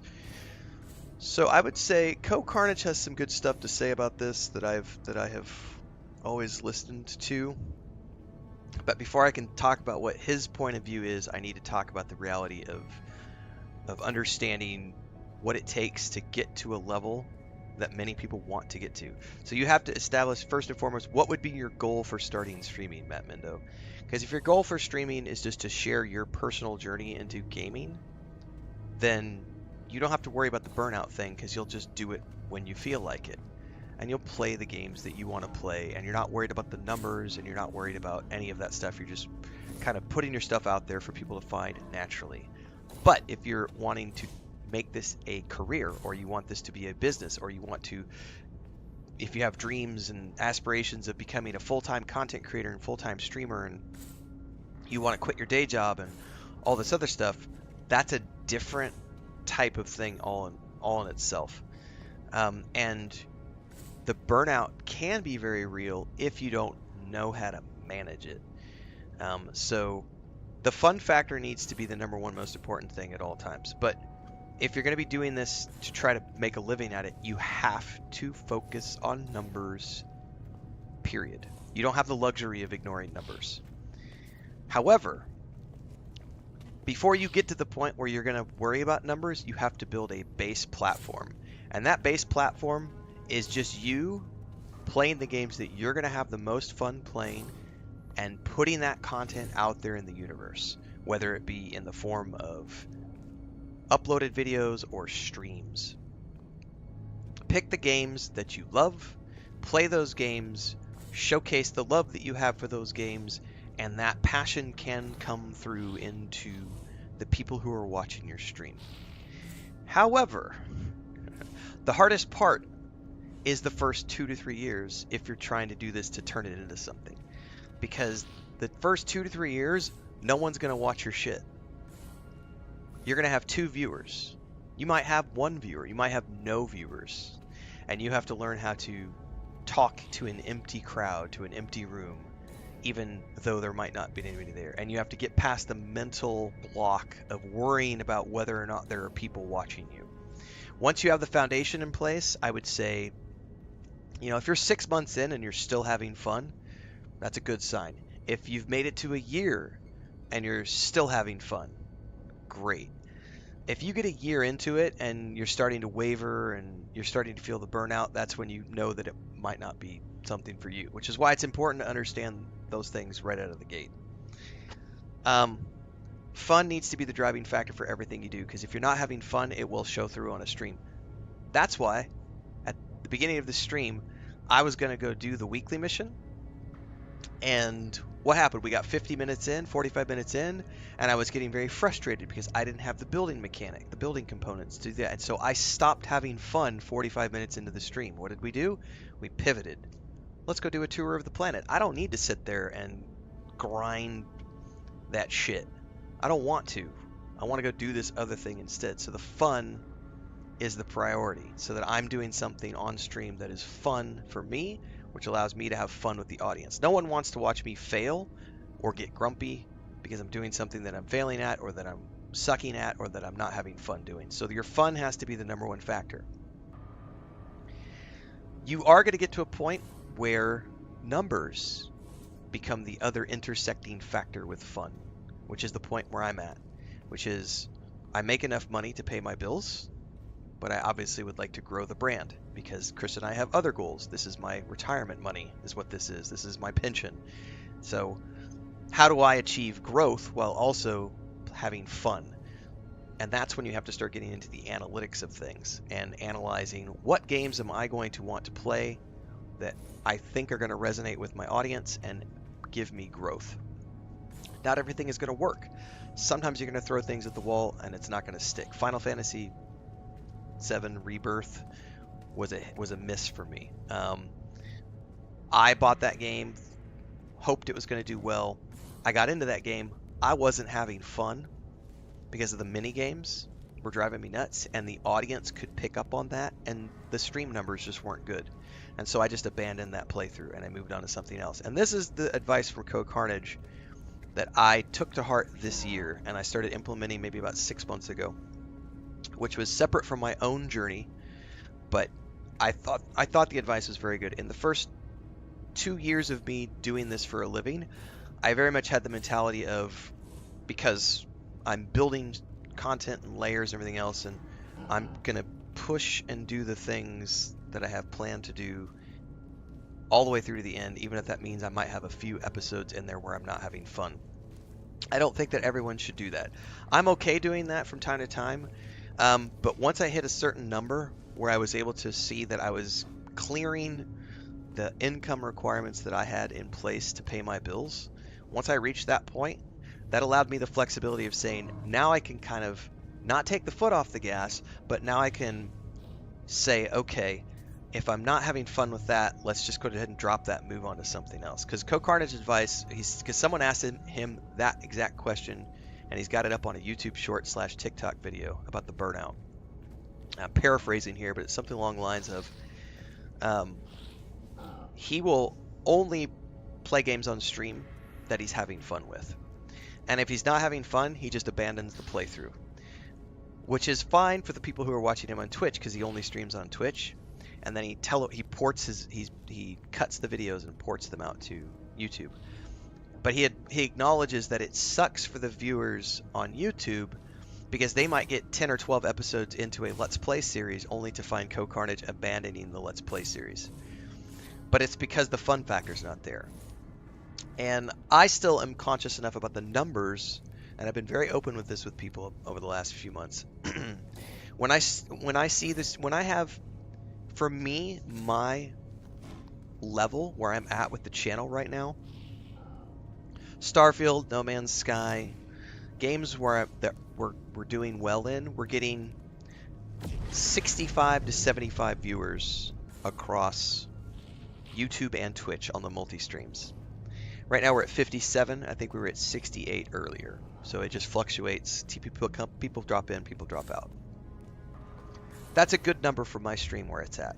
New releases will be up around 100 sometimes. It's great. Obviously, I'd love those numbers to be higher, but that's just time. I'm at the point where I no longer will stream a game.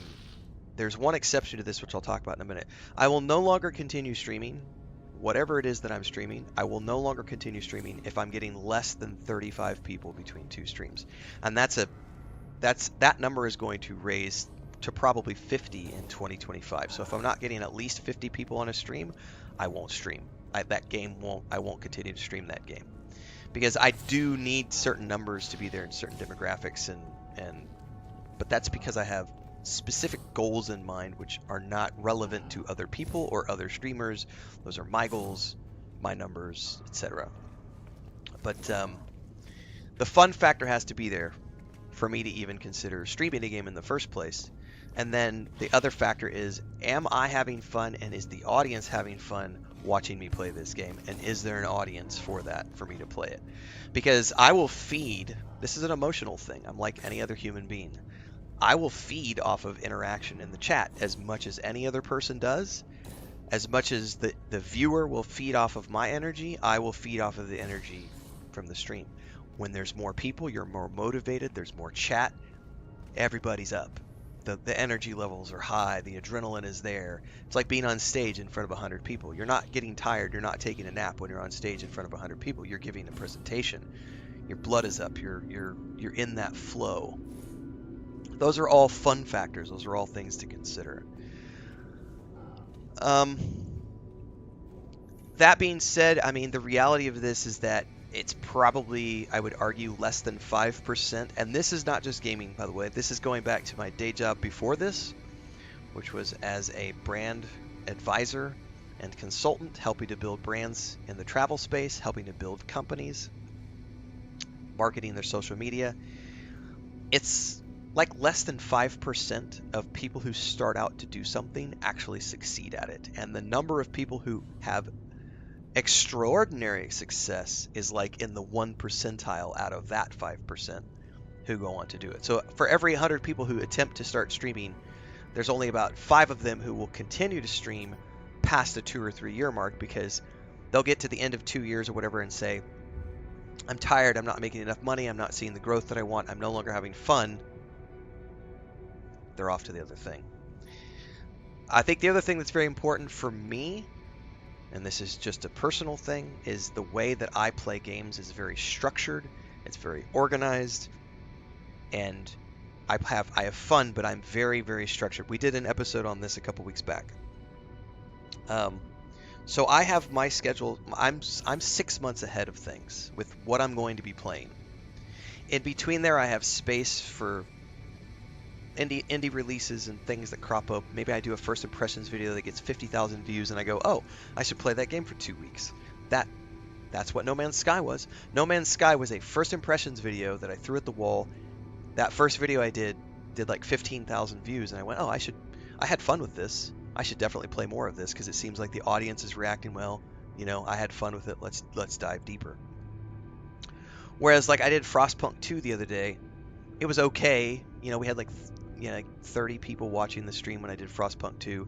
Put it out, and it sputtered and only did like 300 views on the first impressions video. Maybe it's up to 500 by now. It didn't get a lot of views, and so I said, I didn't have that much fun playing it anyway. The audience didn't react to it. Move on to the next. We'll do the next first impressions video in between other things, and I don't let it bother me. We did a single playthrough and we're off to the next. So having a schedule helps a little bit. It's like, I like playing this game, let's play more of it. Now there is an exception to this. Programmer says the highest 5% all have a so-called unique selling point as well. The originality of the content, which can keep the viewers engaged. That is an important factor. Some would call that the entertainment factor. Are you an entertaining person to watch? There was someone I came across on YouTube, I don't know, maybe 2 months ago, and he had like 70,000 followers. And he made a rant video about having 70,000 followers and no one was watching his stuff, no one was tuning into his live streams, and he basically berated his audience for like 30 minutes in a YouTube video about how they sucked for not supporting him. And he shared his analytics, and he was only making like $150 or something like that per month on his YouTube channel with 70,000 followers. And I went, that's like, if you don't need the money, that's one thing. But if you're trying to build it into a brand and you're 7 years in, he said he was 7 years in with 70,000 followers, and he was only making $150 a month. Well, then I went and watched his content, and I went, I understand why you're not making any money. Like, the content was really, really bad. He made no attempt at doing anything professional. He was not engaging. He was not entertaining. Something was not clicking. And he had never taken the time to figure out what he was doing wrong to improve his stream. So that's where the numbers come in. Like, you'll know in the first year what's working for your audience. What's your, because the big thing is you just have to throw stuff at the wall. Whether it's YouTube, TikTok, Instagram, whatever. And by the way, you must do Instagram, TikTok, Twitter, all those things around your primary stream. You need to be making shorts content, cutting that up and spitting it out into the algorithm. It is a job if you want people to be tuning in. All of those platforms, the objective is to saturate so that your name and face is fucking everywhere. Because if you don't do that, someone else is. And if you're not the face that's drawing people in, someone else will.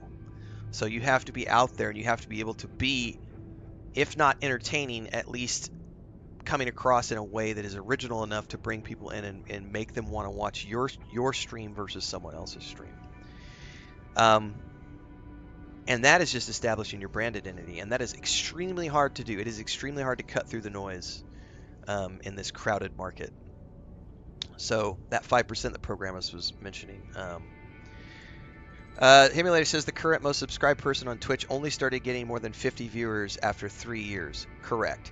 Most of, if not all of the brands I've worked with have taken about 3 years to get off the ground. Almost every, I would argue that I would have to go back and look at all my paperwork, but pretty much every single brand I've ever worked with over the years takes about 3 years to get to the point where it can start, being sustainable and doing things. So how do you keep yourself from burning out? The first 3 years is the most important component, because if you can make it past 3 years, you're going to be fucking fine.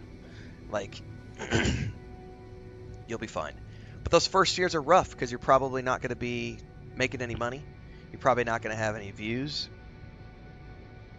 But you're supposed to be learning. You're supposed to be figuring out, improving your presentation, improving your setup.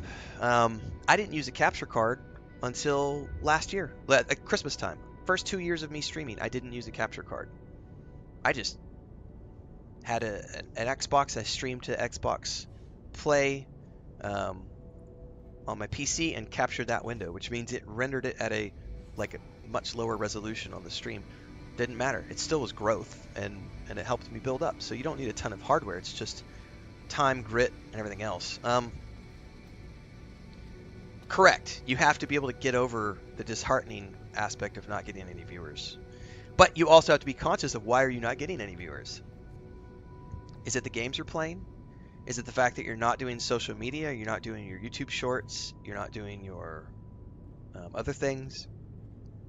Is there too much background audio? Are you being too silent? The silent thing is a big thing for a lot of people. You have to be willing to talk into the void. So what I learned, and I have a frog in my throat this morning, guys, so I keep clearing my throat. I apologize. This is going to sound corny, but this is how it worked for me. Years ago, HBO used to air a show. I cannot remember what it was called.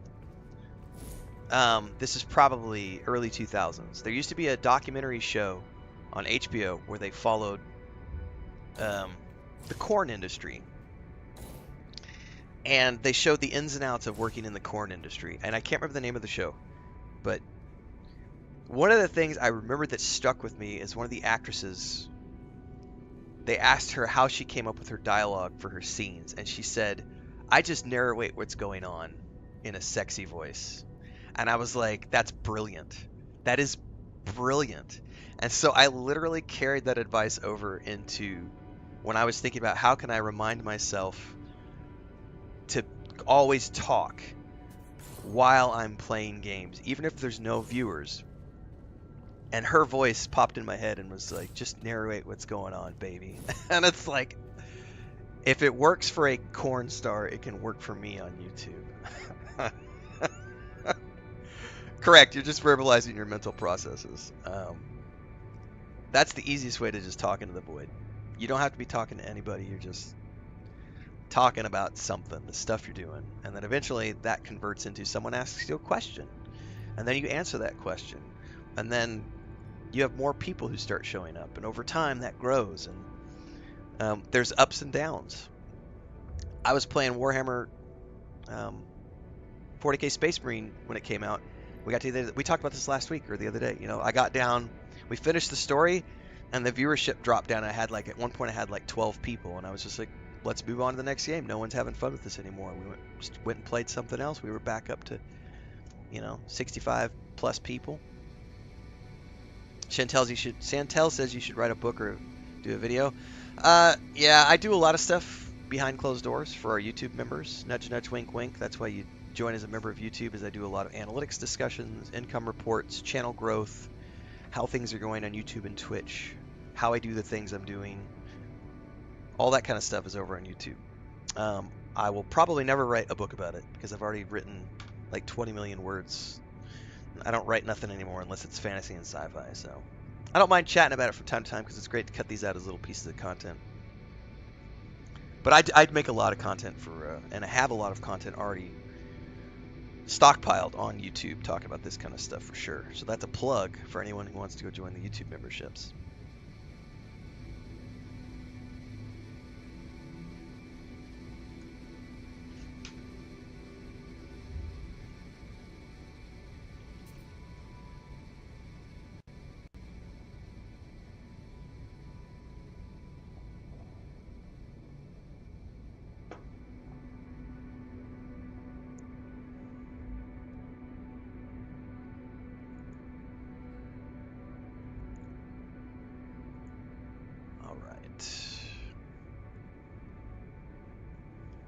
I think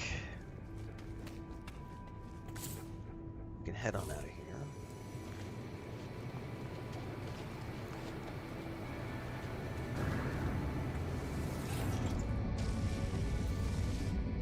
And I will plug my Homestead channel here too, because we do have a Homestead channel. The stream is actually going right now. We usually go through, we start at 4 a.m. and I run it until Chris and I have breakfast outside. And then usually after breakfast is when I'll shut it down and move in here and do the morning stream. Sundays are a little different because what I'll do after this stream is I'll go for a walk, because I got to stretch my leg out. It's bothering me. And then we'll come back, have breakfast. I'll probably take a shower, and then we'll roll into the Starfield stream. So for everybody here this morning, if you've got time today and you want to, don't forget, we'll be doing Starfield this morning.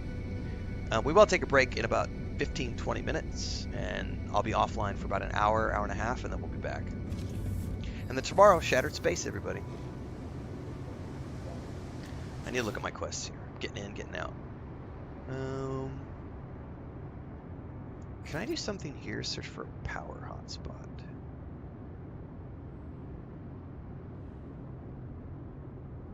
Why not? I've never finished this quest line. Bogdanovic coming in for second month over on Twitch. Thank you so much for the support.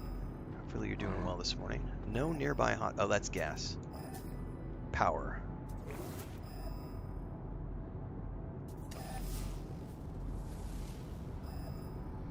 Hotspots. Hotspot located. Pin the hotspot marker. Where is it beeping at?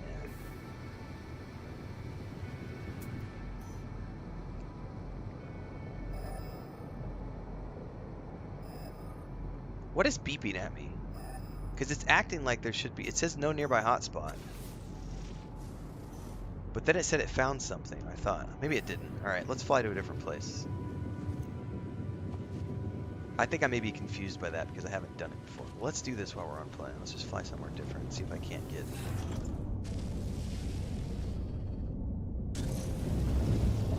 Brett says I'm capturing video on my PS5 right now.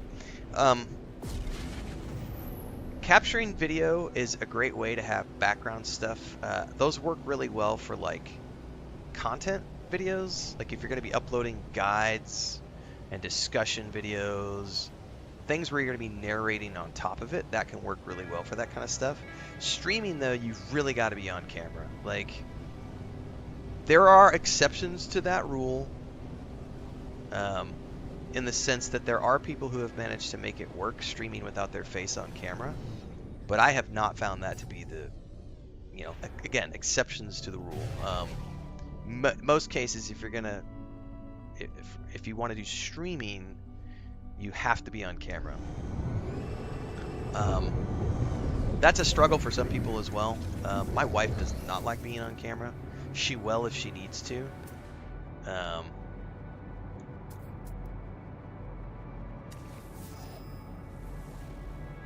No nearby hotspots. Okay. Then it says hotspot located. That's what I don't understand. Use the browser, pin the hotspot with X, but I'm not actually seeing the hotspot that it tells me. Because this says no nearby hotspot, and then that over there literally just said that it found a hotspot. So I'm confused by that messaging.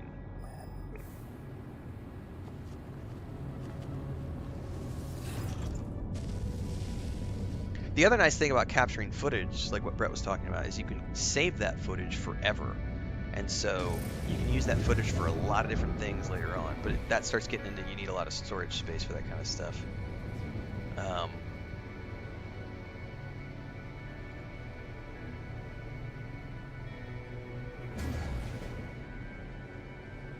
Correct. Video clips and stuff like that, that's what it's perfect for. That's what I was going to get around to, was you can save it to repurpose it for so many different things, because you can cut the same video into a YouTube short / TikTok short, put a narration over it, and then use it for 50 different things over the year. You know, you could literally publish a different motivational post every single day with a motivational quote over the top of it, using like the footage from that one thing. So there is something to be said for having, this is like a crater impact.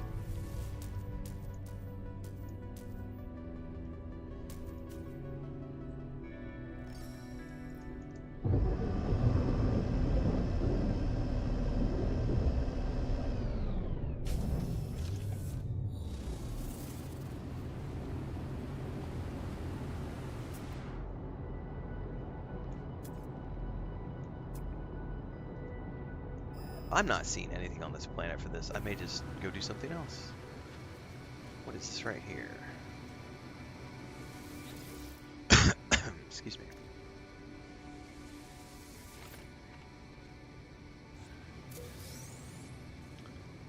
Dehydrogen jelly. You know, I have never made an Atlas pass. Can I make one?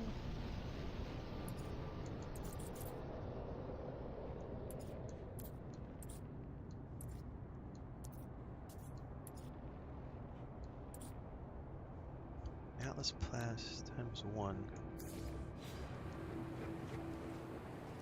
I've never ever opened anything up with an Atlas pass. A chunk of condensed carbon? Alright. Yeah, it would be nice to get some updates for Light No Fire for sure. That would be cool.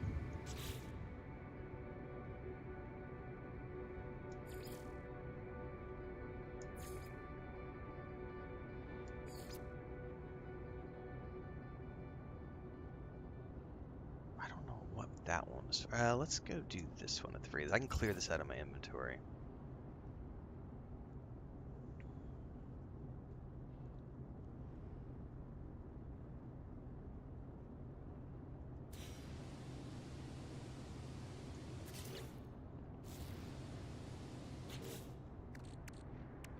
Antimatter housing.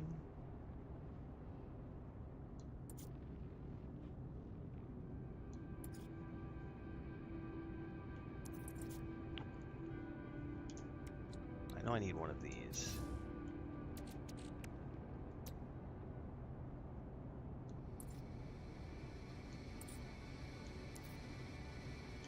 Antimatter housing. Okay, I just need to get back to the drop pod.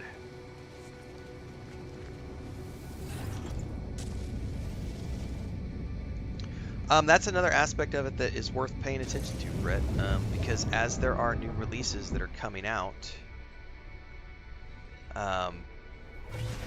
they may be things that you want to start covering on your channel. So, 10 minutos más o menos. As an example, so everything that that's why I schedule things out in advance, because it allows me to start doing news coverage around those games, and I can start to gauge based on the news coverage how much interaction I'm going to have with that title when I go to play it. So I can already tell you right now that I'm going to have really good coverage with Dragon Age the Veilguard, if only for the fact that I'm one of the few people out there who's going into it without any bitching. Like, I'm going into it excited for all the things, and I'm not raving about the pink-haired DEI lesbians that so many other, and that alone is going to piss people off and bring them to the stream. But it also finds the people who are super excited about it and happy to see someone else excited about it. I had a guy, I've got a comment up. I'm gonna go see if I can find it really quick, because this is absolutely a factor in my strategy for playing games. Hang on a second, I want to read this for you. But this is just overall looking to the horizon and paying attention to what's coming down the pipeline and playing those things and covering them in news articles before you get there is very important to help you gauge interest and see which ones are going to do well, but also help you produce content for your channel, because you can start doing news around the things, lore videos, interviews, press, all that other stuff. I gotta remember what video this was on. Pretty sure it was my recent Starfield video on the planets and how there's nothing to do, which I think was yesterday or the day before. Hang on, I gotta find this.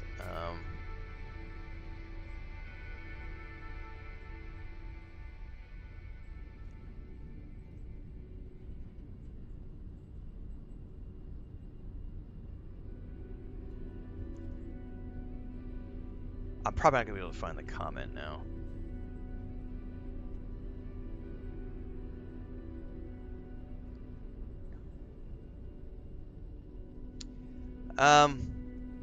I can't find it. Oh, here it is.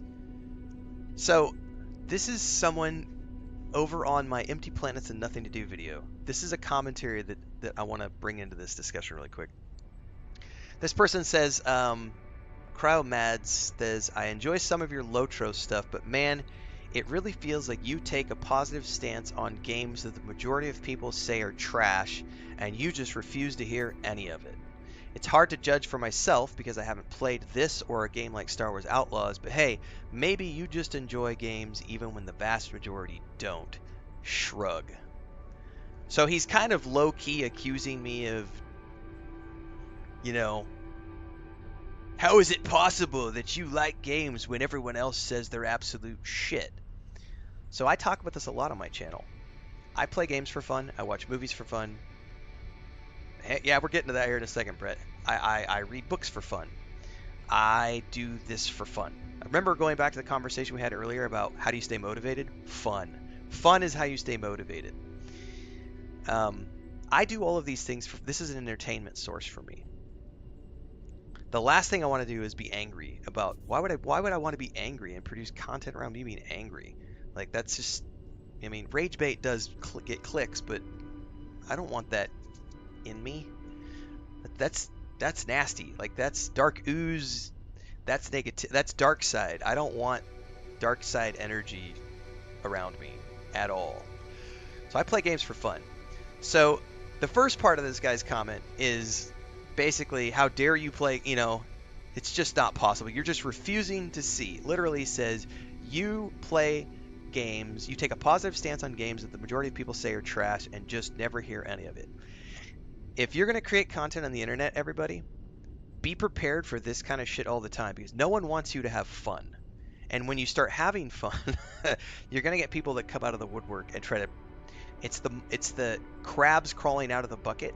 If you put a bunch of crabs in a bucket and one of the crabs start to escape, the rest of the crabs will reach up and pull the crab back down. No one wants that one crab to escape. The rats in a bucket, it's the same thing. You got to be the crab that escapes. Like you got to be the one that get the fuck off me, kick them down and get on out. But the latter part of their video is maybe you just enjoy games even when the vast majority don't. And I salute that answer because that is exactly what's going on. I play games for fun. I don't play games to get angry. I don't play games to get pissed off. I want to play games and have fun. I'm going to have to take care of these guys before we go.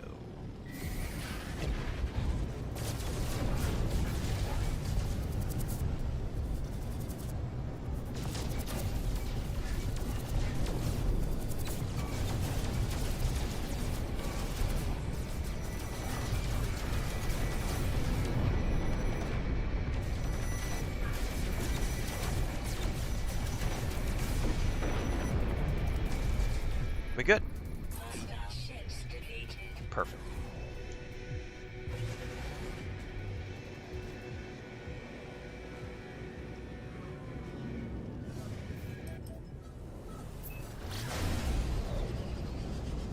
But yeah, a good thing to do is just pay attention to what's coming on the pipeline. It's really easy to make negative content on the internet because negative content is going to get you the most interaction and the best views. Because everyone loves a trade wreck.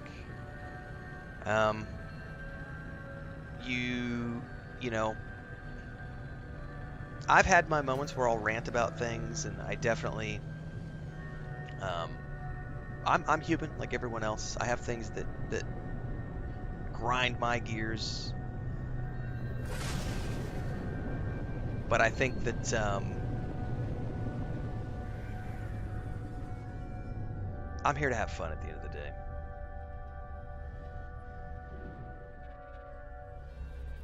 The only game I can think of in recent years that I legitimately got pissed off playing was, I think it was Gran Turismo 7 or whatever on the Final Fantasy 4. I've told this story before, but I was doing online competition and I'm trying to race on the controller against guys who actually have sim setups, and I was getting my ass kicked and my ratings just could never get up. And Chris would ask me every time I'd play, she's like, I thought you played games for fun and enjoyment. All you ever do is yell at the screen when you play this game. I eventually gave it up after like 3 months. I was like, you're right. This isn't good for me.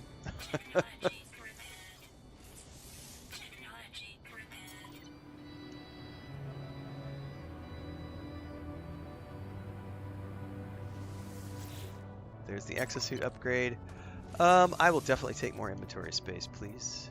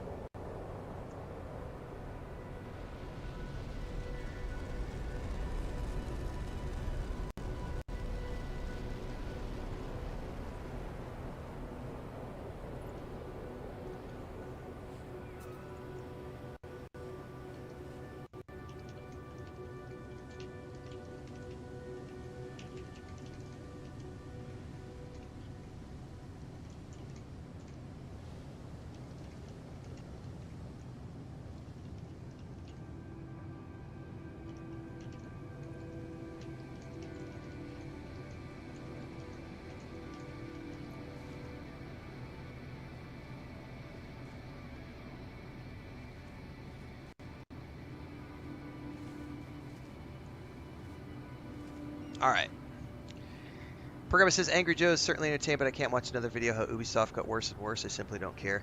Yeah, that kind of stuff I can't get behind, man. Like, I've made it a policy to just completely remove people from being visible on the channel or from my Discord if they want to just rant about a company.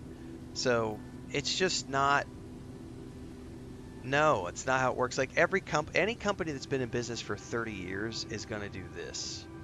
They're going to have ups and downs. They're going to have leadership changes. They're going to have good products and bad products. They're going to have recalls. They're going to have whatever. Any company that's been in business for 30 years has got stuff that's done this. And so anybody who tries to make a claim that a company is bad and is only like, I just refuse to tune into the guys who are like, oh, look at Ubisoft's stock. Oh, I want Ubisoft to fail. I don't want Ubisoft to fail. Ubisoft makes fun ass. I have a lot of fun in a lot of different Ubisoft games. I don't really care, you know, obviously at some point if they make a big blunder, you know, but they make good games. I have fun in their games. I don't have anything negative to say about Ubisoft games. I don't get involved in that whole. But there is a subset of the internet who do that. They get fixated on Ubisoft is the enemy, and that becomes their narrative. Or EA is the enemy, and that becomes their narrative. Or Blizzard is the enemy, and that's their narrative, and that's their existence. I won't participate in that shit, and I won't permit it in my environment. Like, I don't want that anywhere near me. Like, I play games for fun, separate the art from the artist. Like, every company does this. I challenge anyone out there who complains about a company having a bad game or a bad year. I challenge any of you whiny little people to go out there and make a video game. Please, please make a video game so that people who play it can give you the feedback that you think, you know, like it's, if you've never made something creative, you lose the right to complain about other people's creative work. Literally, in my mind, you lose the right to complain about it until you actually do it. Like, it's hard to make something that pleases everyone. It's an impossibility. And so, and you could bust your ass and do everything right and still launch in the wrong time. There could be a game that's competing with you. There could be a war could happen that interferes with the launch of your video game. Like, there are so many outside factors that can impact whether or not a game does good. It has very little to do with if the game is just a good game. It's also timing and placement and market strategy, and there's so many things in there that they're a part of that. Felton says, crazy rainy No Man's Sky stream today. I play your discussions in the background as we try to get to New Game Plus mode on Starfield. Awesome. Bubblini says, LOL, that's why I normally only play single-player or co-op games. The content maximizers suck the joy out of games for me. Yeah, man, there's no place for that. At least for me. Like, I just happy doing it my own way. What's up, Gary? Well, guys, I hate to cut it short, but Chris has had breakfast on the table for me for like 15 minutes, so I gotta go eat. The Homestead stream is still going, so if you want to go hang out with us as we eat breakfast. By the way, speaking of Stalker 2 devs, October 3rd, they're going to have a big video on the making of I'm going to be covering that, so stay tuned for that. That's going to be up on the Xbox channel. They've got a big documentary on the making of Stalker 2. I'm going to go eat breakfast with Chris, so if you want to come hang out in the Homestead stream for the next little bit, we're going to do that. After that, I'm going to take a walk. When I come home, depending on if I get hot and sweaty, I don't know how warm it is outside today. It rained all night last night, so it's pretty cool outside. When I come back from breakfast, I'll either be going straight into the Starfield stream, or I'll be taking a shower and then the Starfield stream. So within the next hour to hour and a half, I will be live again with Starfield. So hopefully you'll tune in for that as well. Otherwise, next week we'll be back with more No Man's Sky, and I will be starting a new base build. In the middle of this week, we'll have 2 videos coming out for No Man's Sky, the community tour we did today, and the overall look at my base. So if you didn't get the chance to check those out during the live stream today, there will be a couple of No Man's Sky updates this week. Otherwise, Shattered Space starts tomorrow, everybody. DLC for Starfield, and we're on the march to the Diablo 4 expansion after that. So hopefully we'll see you in all the upcoming streams. Thanks for being here this morning, everybody. We'll be back in a bit.